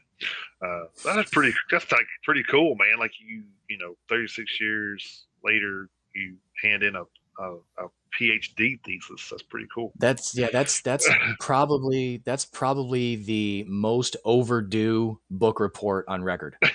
Right. 36 years overdue. That's Yeah. probably that's got to be some sort of record. I hope he didn't check out a library book to get that done, because I mean it's going to be an expensive ass book. Yeah, no shit. Well, of course, Brian May, he can afford it. He probably just said fuck it. He probably just said fuck it. I'm just going to buy the book. He probably just said fuck it. I just buy the library, but it's true. August the 3rd, 2015, former AC/DC drummer Phil Rudd pleaded not guilty to breaching the conditions of his current home detention by drinking alcohol. Rudd had been under house detention since being sentenced for drug possession and making threats to kill in July of 2015. The 61-year-old could face further sanctions, including jail time, if the judge decided he did violate his conditions. Man, that guy just had all kind of trouble. I'm telling you. August 4th, 1975, which was 12 days before yours truly was born. Led Zeppelin singer Robert Plant and his wife were both badly injured when the hire car he was driving spun off the road and crashed on the Greek island of Rhodes. Plant smashed both his ankles and his elbow and was not fully fit for the best part of 2 years. A forthcoming North American tour had to be canceled. August 5th, 1972, Aerosmith signed to CBS Records for $125,000 after a record company boss Clive Davis saw them play at Max's Kansas City Club, New York. That's crazy getting signed for 125 grand. That's that sounds like pocket change now. Yeah, now it is pocket change. Unfortunately, back then, who knows how much of that 125K went up their noses at the time. Well, that's true too. August 5th, 1979, Def Leppard signed to Phonogram Records with an advance of 120,000 pounds, which equals to $180,000, giving them a 10% royalty on 100% of sales for the first 2 years. So, man, that's a lot of Def Leppard stories and AC/DC stories in the first week of August. August 5th, Aerosmith again. August 5th, 2009, Steven Tyler was airlifted to hospital after falling off stage during a gig at the Sturgis Motorcycle Rally in South Dakota. The 61-year-old Aerosmith singer fell from a catwalk onto a couple of fans. He suffered neck and shoulder injuries about 30 minutes after the accident. Guitarist Joe Perry came out to tell the crowd that the remainder of the show had to be canceled. August 6, 1988, Appetite for Destruction, Guns N' Roses' debut album, went number 1 in the U.S. after spending 57 weeks on the chart and selling over 5 million copies. Singles from the album, Sweet Child of Mine, Welcome to the Jungle, and Paradise City were all U.S. top 10 hits. Worldwide sales now stand in the excess of 28 million, and the album is the best-selling debut album of all time in the U.S., beating Boston's debut album, Boston, which had gone 17 times platinum. August 6, 2007, Marilyn Manson was being sued by a former band member who said he was owed $20 million in shared profits. Stephen Beyer, who played keyboards under the stage name of Madonna Wayne Gacy, claimed he was not paid properly over a period of almost 2 decades. In legal papers filed in Los Angeles, Beyer claimed Manson falsely told him the band was not making much money and used band money to buy a $2 million home and collect Nazi memorabilia, including coat hangers used by Adolf Hitler. Wow, that's pretty sick. Yeah, it is. Well, I mean, like I said, you got those crazy names in the band, so. But how are you gonna? I mean, don't get me wrong. I mean, we know that Marilyn Manson's no saint. We know that, but how the hell are you gonna wait 20 years to realize that somebody owes you that much money? Oh, that's true. Yeah, I mean, it's like 2007. I mean, they were around in the they were around in the 90s. So I mean, I mean, I get paid. Yeah, I get paid if one of my paychecks is off. I'm in the HR office the next day going, what the fuck? right. But you're gonna wait 20 years to file a lawsuit talking about, hey, I wasn't paid right the way I should have been. You're gonna wait that long? Yeah. I'll be damned. Right. Yeah. Well, crazy story. Crazy. We always say that. With the what was it, the Stairway to Heaven deal a while back, where they waited like almost 40 damn years to say something. Right. Yeah. I'm like, get the hell out of here. Yeah. Like they and the bad thing was that copyright lawsuit or something. Yeah. It wasn't even like a band member of the band, because they were all passed away. It was like somebody that had like trying to think of what man. Anyway, God, I can't remember. But yeah, I remember that story. Yeah, it was like a trademark or it was like a trademark dispute or something like that. Well, it was for the Stairway to Heaven thing or whatever. That band that originally said that they stole like a lyric or whatever, whoever was representing them, because like I said, all the band members were gone and passed away, but the guy representing them wanted the money. 40 years later, and I'm just like, yeah, that's not how that works, dude. No, it isn't how that works. I mean, it should be a statute of limitations at some point, Right. I mean, hell, there's a statute of limitations on almost everything else. I would think that there would have to have been a statute of limitations on that. So yeah. All right, let's see. August 6, 2019, members of Korn, Tool, Judas Priest, Linkin Park, and several other bands signed a brief in support of Led Zeppelin, whose years-long copyright case here he goes over the opening Oh, guitar okay. riff There it of is. "Stairway There to it is. Heaven." Oh wow, I didn't even know this story was there. I ain't even gonna lie. Was set to return to court. In response to the court order, 123 Music Makers filed an amicus brief aiming to elucidate the effect of the panel's decision on all songwriters, composers, musicians, and producers in the United States and all around the world. The lawsuit was originally filed in 2014 by the estate of the late Randy California, the singer and guitarist of Spirit and the composer of Taurus, which I'm guessing that's the one that they try to say sounded like Stairway to Heaven, or well, Stairway to Heaven sounded like theirs, but whatever. Right. August the 6th to 2020, British music producer and sound engineer Martin Birch died at the age of 71. He became renowned for engineering and producing albums recorded predominantly by British rock bands, including Deep Purple, Rainbow, Fleetwood Mac, Whitesnake, Black Sabbath, and Iron Maiden. So that is all the history that I have for this week. Like I said, a lot of like Def Leppard, Aerosmith, and AC/DC must like the first week of August, I guess. So. Yeah. Busy bunch of guys. Yeah. Of course, I mean, they've been busy. I mean, they've all been around for 40 plus years. But yeah, it seemed kind of weird that the first week of August, all three of those bands had all that stuff going on. It's kind of weird how that happens sometimes. Yeah, I mean, different years too, but I mean, it was the same week of different years, which was crazy. Yeah. All right, so I guess we're going to move on to our special edition of the week. We kept everybody hanging this week, so just to play with everybody's emotions. Yeah. But we just had a little bit. Yeah. So we decided we were going to do our 10 favorite songs with special guest vocals. Yes. You want me to start? Or you want to go? Yeah, I'll let you go first this time. All right. So my 10 favorite songs with special guest vocalists, of course, In This Moment with Rob Halford, Black Wedding, Kill Switch Engage with Howard Jones, The Signal Fire, Scar of the Sun with Krista, I can never say her name, Satabasi? Close enough. I Am the Circle, Metal Allegiance with John Bush, Bound by Silence, Machine Head with Jesse Leach, Stop the Bleeding, Five Finger Death Punch featuring Rob Halford, Lift Me Up, Lamb of God featuring Chuck Billy with Roots, Motionless in White featuring Maria Brink, Contemptuous, Saint Asonia featuring Sully Erna, The Hunted, and Westfield Massacre featuring Randy Blythe, Underneath the Skin. That was my 10. Oh, that wasn't too bad. We actually had two of the same ones this week. What we only had last week, we only had one duplicate, didn't we?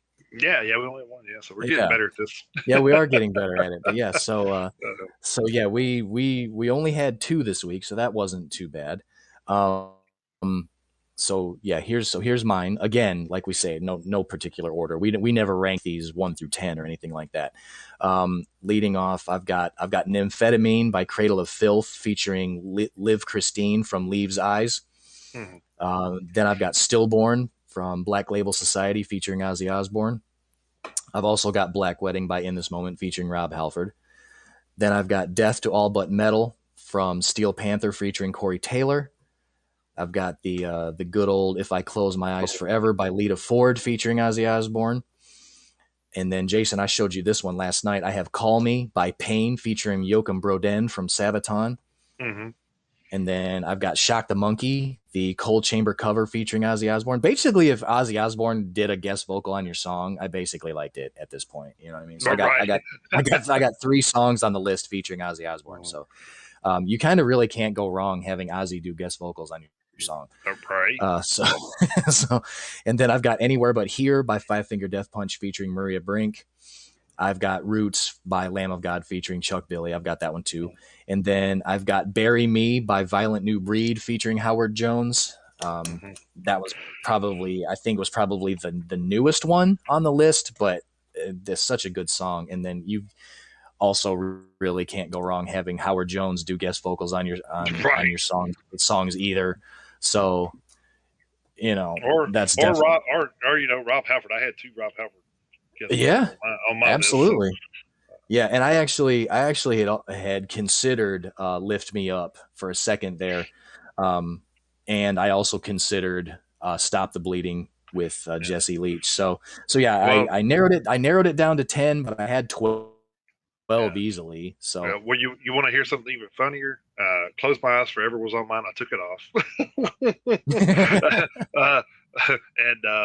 And the Violent New Breed with Howard Jones, that song was on mine. I took it off. And then yeah, I actually almost put Steel Panther with Corey Taylor on mine too, but I knew yeah, you were going to do it. I was like, I'm not going to do it because I yeah. know he's going to put it on there. Yeah.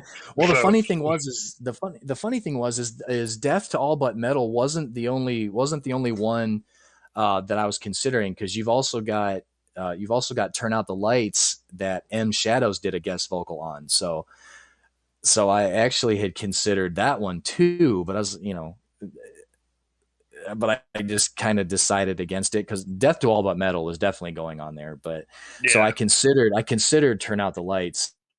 So I went back and forth on a couple of these, and settled on the 10 that I did choose. So, mm-hmm.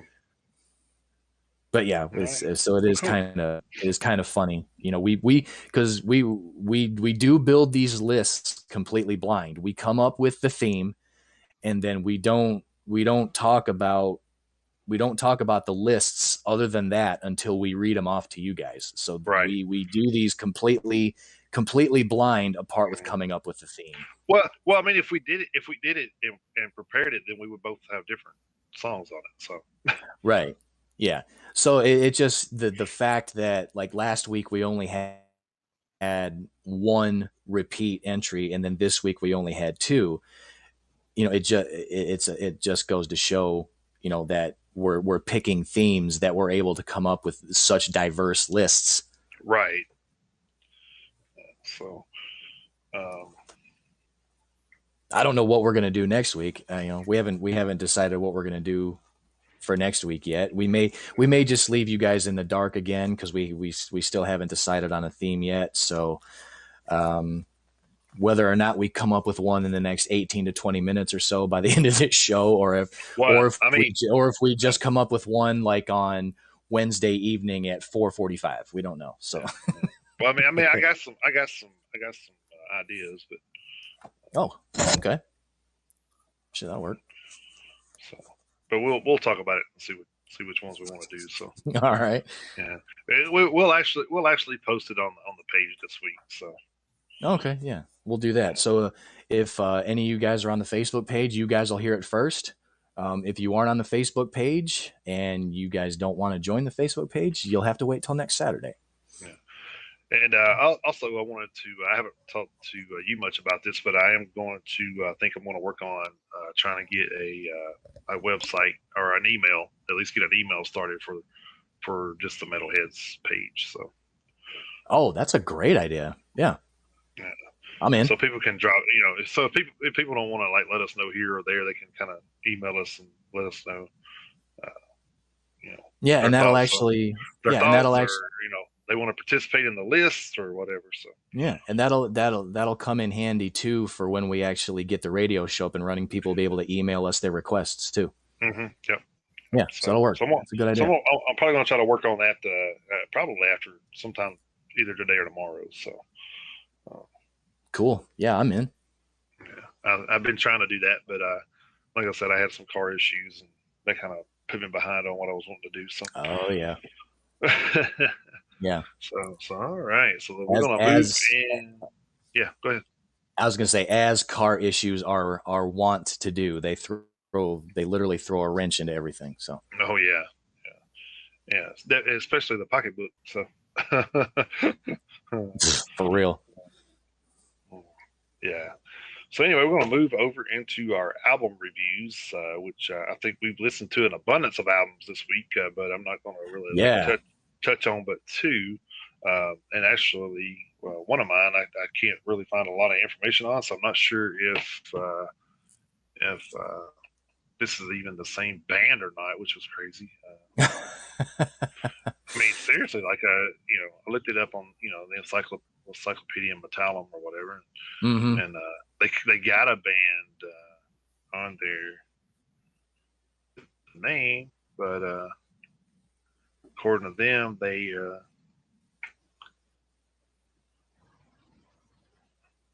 I wonder if this is no, because they got this like they had the same type logo and everything as far as what I'm looking at on here, but it says they're split up, so I'm not sure if like they just have it updated and like this band's gotten back together, or I'm not real sure because Well, I don't know.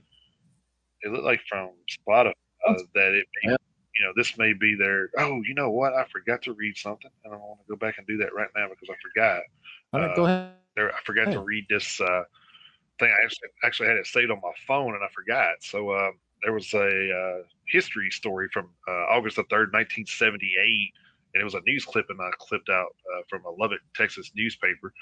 Concert Oh yeah, yeah. typifies, concert typifies death of hard rock by Doug Pullen, UD Entertainment editor. Van Halen's debut appearance here Thursday was a blinding example of overkill on the part of a record company. If the band's concert was typical of hard rock's latest directions, then the genre is about to go 6 feet under. That's not to say Van Halen's concert was terrible, it wasn't, but Van Halen's show continues a pattern being established by several other performers of hard rock, Aerosmith for one example.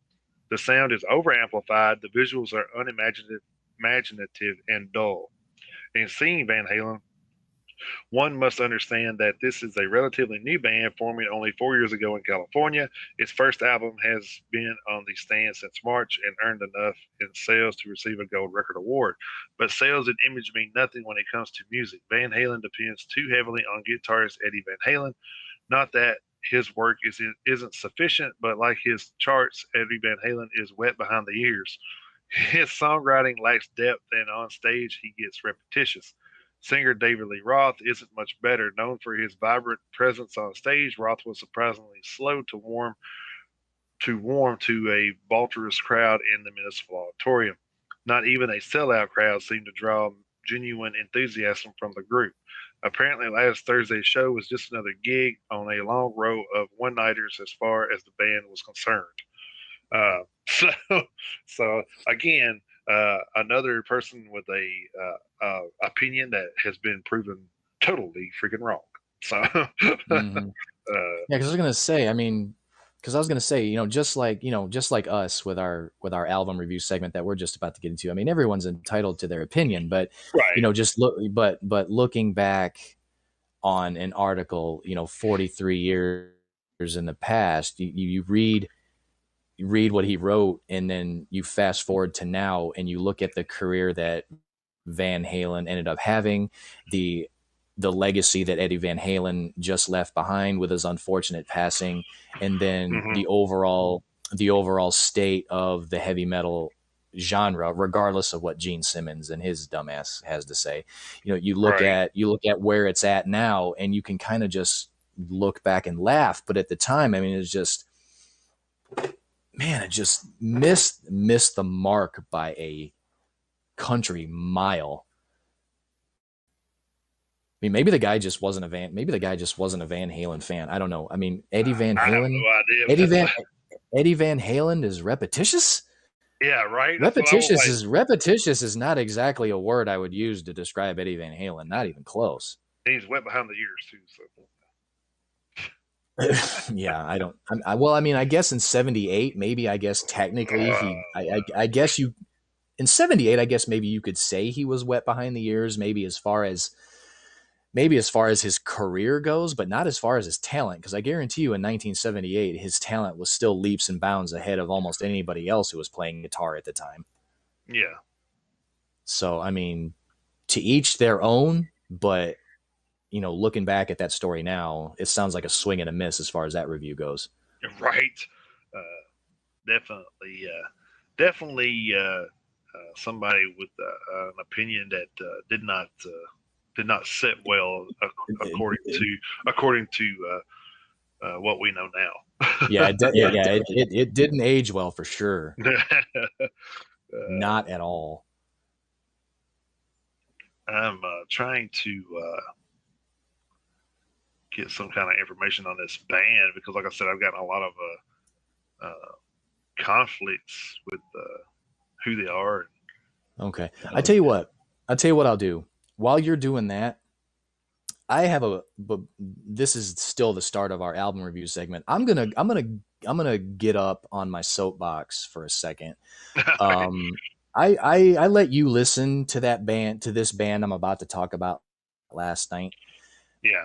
And I'm not gonna shit on the band themselves because they're allowed to make whatever kind of music they want to make. So I'm not gonna shit on the band. It's not the band's fault. But I have a huge bone to pick with loudwire.com at the moment. They're the website that I've been relying on ever since we started this show to get my list of the weekly reviews, and we read them every week. And we go through and we let everybody know what's coming up. Last week, during the week, I downloaded the album Common Ground by a band called Big Big Train. I've never heard of them before, so I figured that I would download their album and listen to it and do kind of like one of the midweek write-ups that we've done in the past because it wasn't an album that I reviewed on the show. So I download this album and I was listening to it. It was either on my way back and forth from work or on my way back and forth, during my grocery shopping trip. And actually, that's what it was. Now that I think about it, I was coming back from Franklin. I was leaving Sam's Club and I was coming home. I listened to this album, or let me take it back. I got 6.5 minutes into this album and I had to stop listening to it. Once again, like we just talked about with that one guy and his album review from 1978, everyone's got their own opinion. And that's fine. And like I say, I'm not shitting on Big Big Train at all. I'm not shitting on Big Big Train. I'm not shitting on their album. But loudwire.com, they have this list that I've been referring to for the past 7 going on 8 months now that we've been doing this show. It is a list of the hard rock and heavy metal releases, and it's a list of the weekly releases so far this year. I don't know who in the blue hell, if I can quote The Rock, decided that Big Big Train fit on this list. But I'm going to call out right now whoever the hell it was who decided that album belonged on that list, because as far as hard rock and heavy metal goes, that album is the biggest piece of shit I have heard since we started doing research for this show. And I'm only saying that as far as the genre that we focus on. Like I say, I'm not calling out the band. They can make whatever kind of music they want. That's on them. They can do their thing. That's totally fine. But if we're talking hard rock and heavy metal, which we are, because that's what we do here, right? They couldn't have been any more wrong including this band on this list. I'll say this right now. And like I say, I let you listen to about 45 seconds of 2 songs last night while we were sitting outside around the fire pit.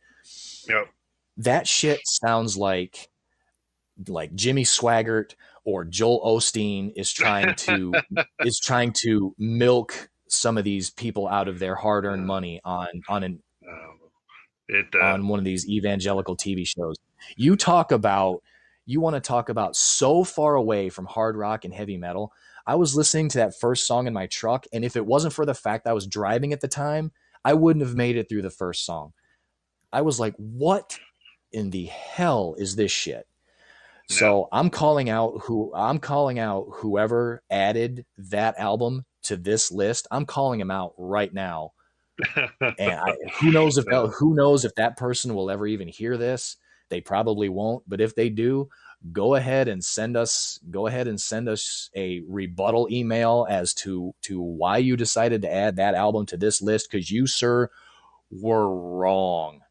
Right. Holy shit! What a waste of Yeah. It what a almost seemed like waste of space. it's almost seemed like at times Loudwire's kind of getting into softer and softer things too, which is kind of disappointing. Yeah, well, I mean, uh, and because you know, this wasn't even some of their news stories is about bands that aren't metal or even considered hard rock to me, right. uh, which which You is know, and that's not, it's not to say that Big Train album was the first album that we've reviewed, you know, this year that we were like, okay, this isn't metal. Totally right. wrong. But there's been some other albums that I've downloaded that I've listened to, and I'm like, all right, this isn't metal. It's barely hard rock, but I mean, you could make a case for it at least being rock and roll, Yeah. or Well, I mean you know, that's kind of maybe like blues rock or southern yeah. rock, something Well, that's at least in the vicinity. But yeah.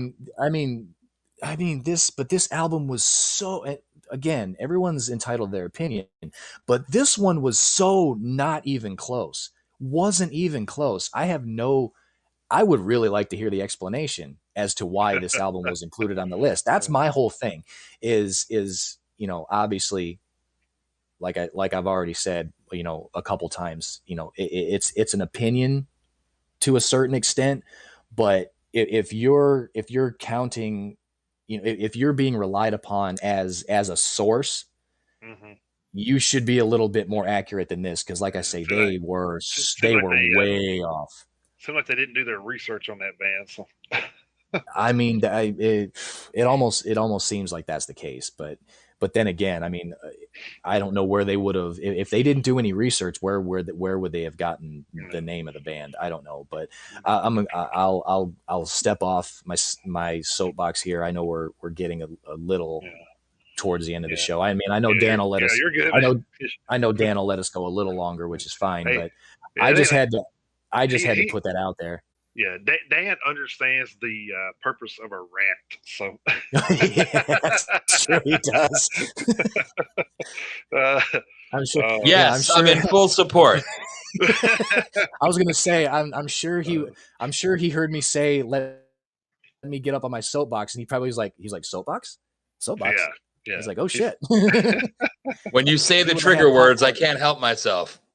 Right. He probably went and microwaved himself some popcorn real quick. He's like, oh shit, stick around for this. right. Well, So yeah.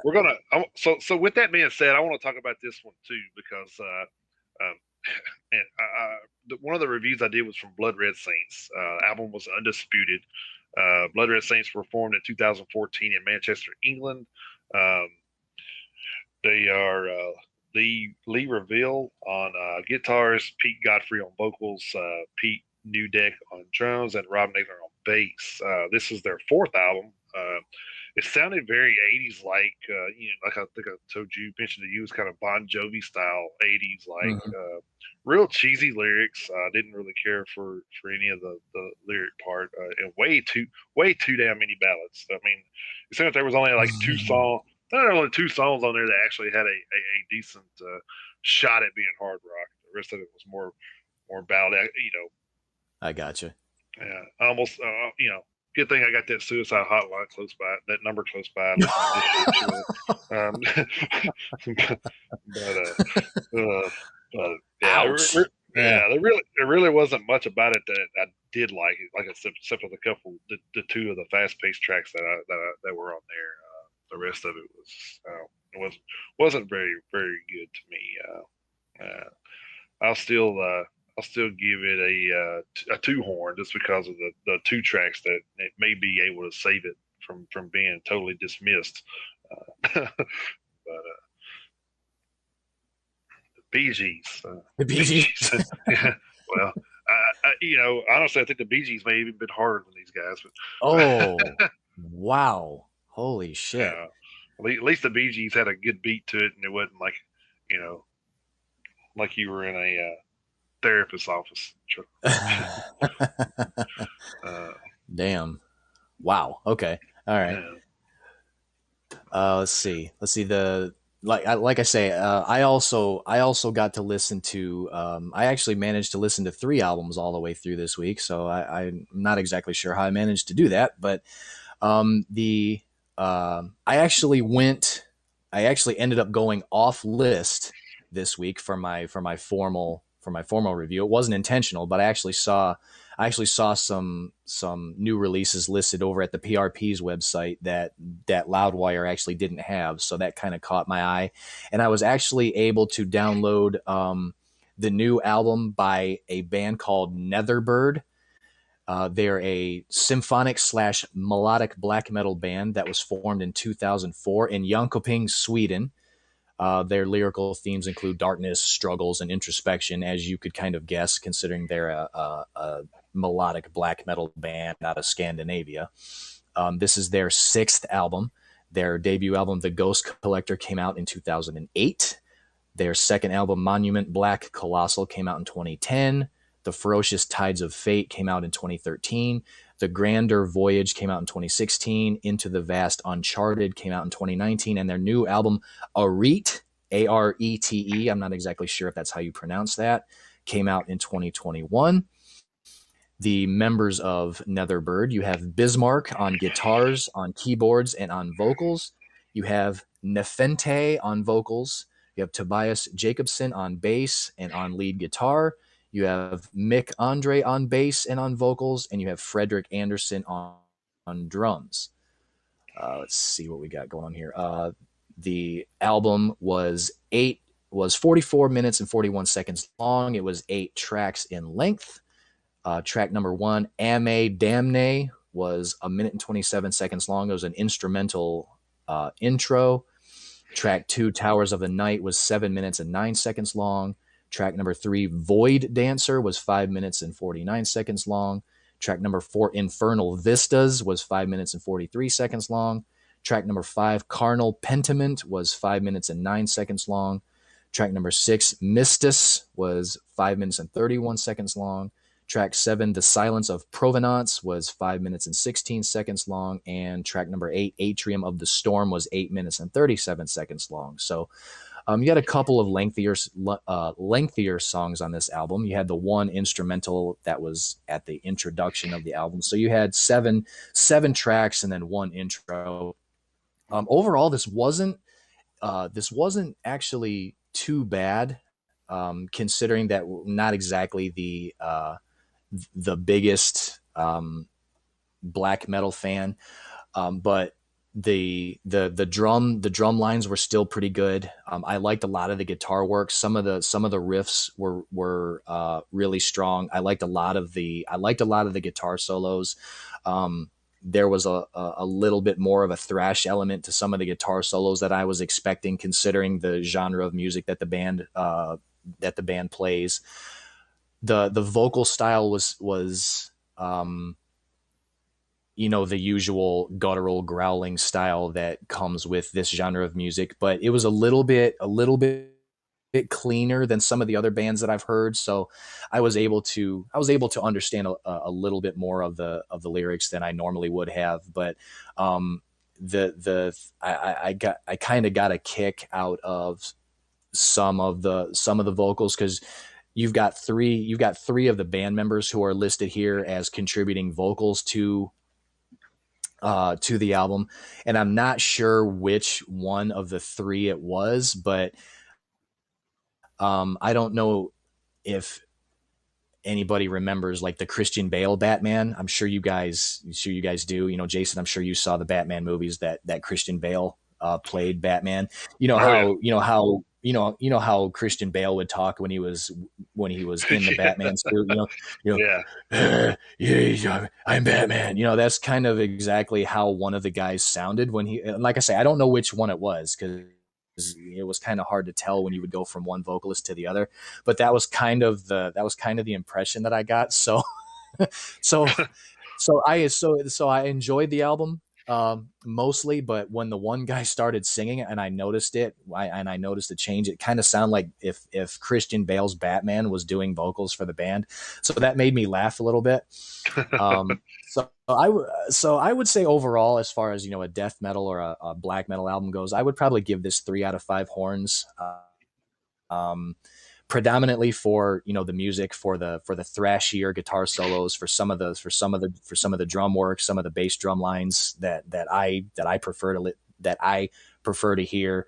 So overall, I would give it a 3 out of 5 Okay. 3 out of 5 horn rating. So yeah, again, not really the subgenre that Jason and I gravitate towards with the death and the doom metal, um, but yeah, I've definitely heard a lot worse as far as that genre goes. So yeah, I would say I was slightly surprised by how much I actually enjoyed it. Mm. And then I did listen to two other albums. I listened to Tropical Thunder by Cruise, Mm-hmm. and I listened to Isle of Wrath by Long Shadows Dawn. Again, a couple bands I hadn't heard of before. The Long Shadows Dawn was actually a debut album for that group. And I don't remember. I didn't look because I didn't do a formal write up for Cruise, so I don't exactly know what album this is for them as far as their career. But I could probably sum up both albums kind of the same way as Jason did with the Blood Red Saints. Both of those albums give off more of a classic rock, maybe Uh-huh. a hard rock vibe from like I know for a fact because I actually read the bio for Long Shadows Dawn. They actually went with a late 70s, early 80s vibe on purpose because their record producer wanted them to have that style of sound. So as far as that goes, I'd say they pretty much nailed that. They went with they kind of went with a rainbow and Dio kind of late 70s, early 80s sound on purpose. So for what they were kind of directed and put together for, I would say they pretty much nailed it. Cruise, kind of like the same thing, a little bit more of maybe like an early 80s, more mid Yeah. 80s kind of early hair metal vibe. Yeah. Maybe more, I actually listened to that one like, too. I would, yeah. So I don't know if you would agree with me or not, but Cruise kind of sounded more like maybe Y and T and like the Bullet Boys, kind of Yeah. those, kind of So that sound. Maybe early the, hair metal with maybe a little bit more of a poppier the first style sound to it. the first band that come to mind listening to them was XYZ for me. I don't know why, but Yeah, yeah, I can agree with that. So I mean, not necessarily. So I wouldn't say neither one of them was a bad album. I would probably give both of those other two albums probably just like a straight down the middle, like a 2.5. mm-hmm. I didn't really enjoy it per se, but I didn't feel like I wasted my time listening to either one. I did listen to both of those albums in their entirety. I didn't feel like, okay, I got to skip this track. I got to skip this track, or I won't be able to finish this album or anything like that. So I made it all the way through both albums. Like I say, didn't really love it, didn't hate it. Kind of just, we're just kind of like right down the middle, just kind of, Mm-hmm. kind of what it is, what it is. So yeah, I would give both of those albums probably a 2.5, and like I say, I gave the Netherbird a 3 out of 5. So um, Well, I had one more to like I said, I listened to Rise Up, the Destructive Machines, Chilling Time 327. Uh, right, like I said, there was a couple of different mhm. bands named Rise Up, so it took me a while to find out. I actually had to go to the record label to find out anything about them. So Oh geez, okay. yeah, yeah. So Rise Up, they're a death groove metal band that formed in 2012 I don't know how they pronounce this in Poland, but it's PSZOW. I don't know if the P is silent or how that works over there, but that's in Right. Silesia, Poland. Most of the players were from the band Digger. They were influenced by projects like Typo Negative and Woods of Yapreus. The band has been made multiple recordings, including a game-changing video for the song "Angry," which was met with immediate critical acclaim. When the pandemic hit, most were sheltering in place in March of 2020. Rise Up were feeling inspired rather than defeated. So in September, when the lockdown was lifted, they began to get their music to their record labels. So they have band members are Stanek on vocals and samples, Ratajski on vocals, Krakawiak on bass, Solski on drums, Kolis on guitar, and Kristala on guitar. So Polish names there, I can't do it. Polish names Yeah, are actually worse than Finnish names. yeah, so that's pretty rough. But anyway, so with that being said, this was the debut album, from what I can gather. Really good guitars on this album. I liked the guitar and bass lines. The rapid fire of the drums were good. The vocals were surprisingly flowed very, very well with everything else. Like I said, it was a 11 track, 36 minutes and 18 seconds. Like I said, I really liked this one. This was probably my favorite out of the bunch that I listened to. I actually listened to about 4 or 5, which I won't go into the rest of them today because running out way over time already. So, but yeah, so I would definitely give this one a 4 out of 5. It's actually pretty good. So definitely check it out. Like Okay. I said, it's Rise Up, Destructive Machines, Chilling Time 327. So that's one hell of an album title. I remember last week when I remember last week when I was reading it, I was like, okay, that's interesting. Yeah. So like I said, it was like one of the last ones that I listened to, and so I guess they saved the best for last for me this week because the rest of it wasn't too enthusiastic going through it. So, but yeah, I did enjoy this one. So it's definitely worth good. checking out. So, I'm gonna listen to it one more time, and if I still get that same vibe from it, I'm probably going to wind up just going ahead and buying it. Probably. Nice. All right. So, what do we have to look forward to next week? Yep, coming up on August 13th of 2021, Friday the 13th. Oh, spooky. Oh, damn, it is. Yeah, it is. Let's see, leading off with Enigmatum with Deconsecrate. We have 4 re-releases for Anal Nathrok. We have All the Devils Are Here. We have Hell is Empty. Mankind will reap as it has sown, and when fire rains down from the sky. So any fans of Anal Nathrok, you got 4 re-releases to look forward to this coming week. We have Blacktop Mojo with a self-titled album. We have Destruction with Live Attack, that is a DVD and CD combo. We have Ghost with Rites of Love and Reverence. We have Jack Russell's Great White with Great Zeppelin 2, a tribute to Led Zeppelin. That's going to be a personal hard pass for me. We have The Killers with Pressure Island, or we have The Killers with Pressure Machine, rather. We have Lorna Shore with And I Return to Nothingness. That's an EP for them. We have Meet Me at the Altar with Model Citizen. That's also an EP. We have Prestige with Reveal the Ravage. We have Quicksand with Distant Populations. We have Sepultura with Sepulquarta. We have Slaughter to Prevail with Kostalum. We have Spirit Breaker with Cura Nata. We have the Ugly Kings with Strange, Strange Times. And we have the Unrequited with Beautiful Ghosts. So those are the upcoming releases for Friday, August the 13th. There's a few possibilities in there, I guess. So. Mm-hmm. Yeah, there's a couple that I see right off the hop that I'm gonna maybe try to check out. So well, you know I'm gonna have to listen to Sepultura. So of course, yeah, I was definitely gonna leave the Sepultura for you, and then for some reason that Spirit Breaker album kind of for some reason sounds interesting to me. So I may focus on that one first and then see where the rest of the list takes me. So I'll probably check out that Blacktop Mojo too, because I actually heard one of the singles off of that. It's pretty good. So Oh, okay. All right. Well, good. maybe we got some might be a promise. better We week. got some Might be a better week.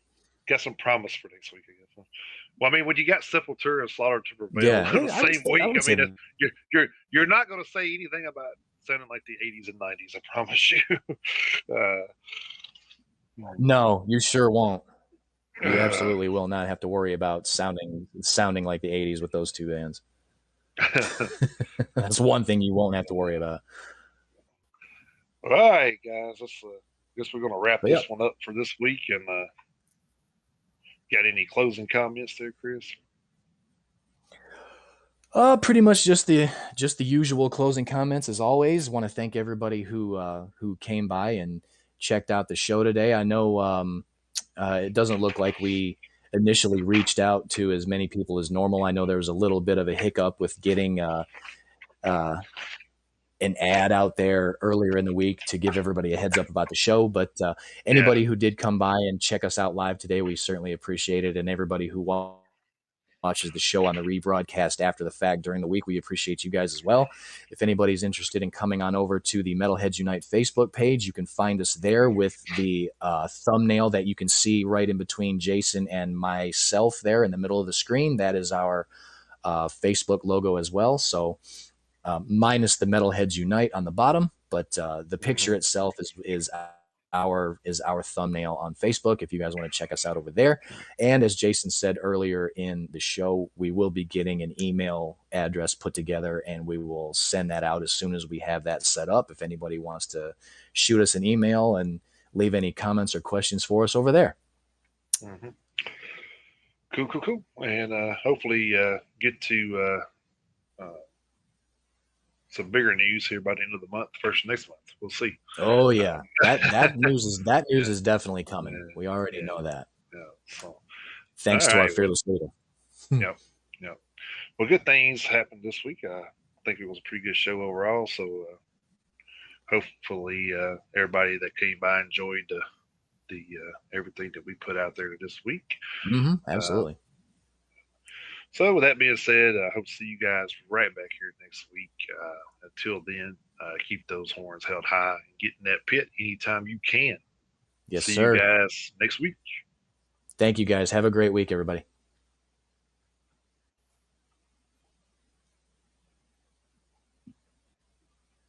Stay classy, San Diego.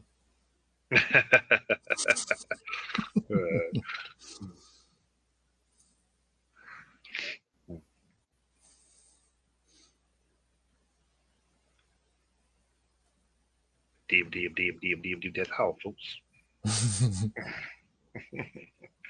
One of us is going to have to say the word rant to get Dan's attention.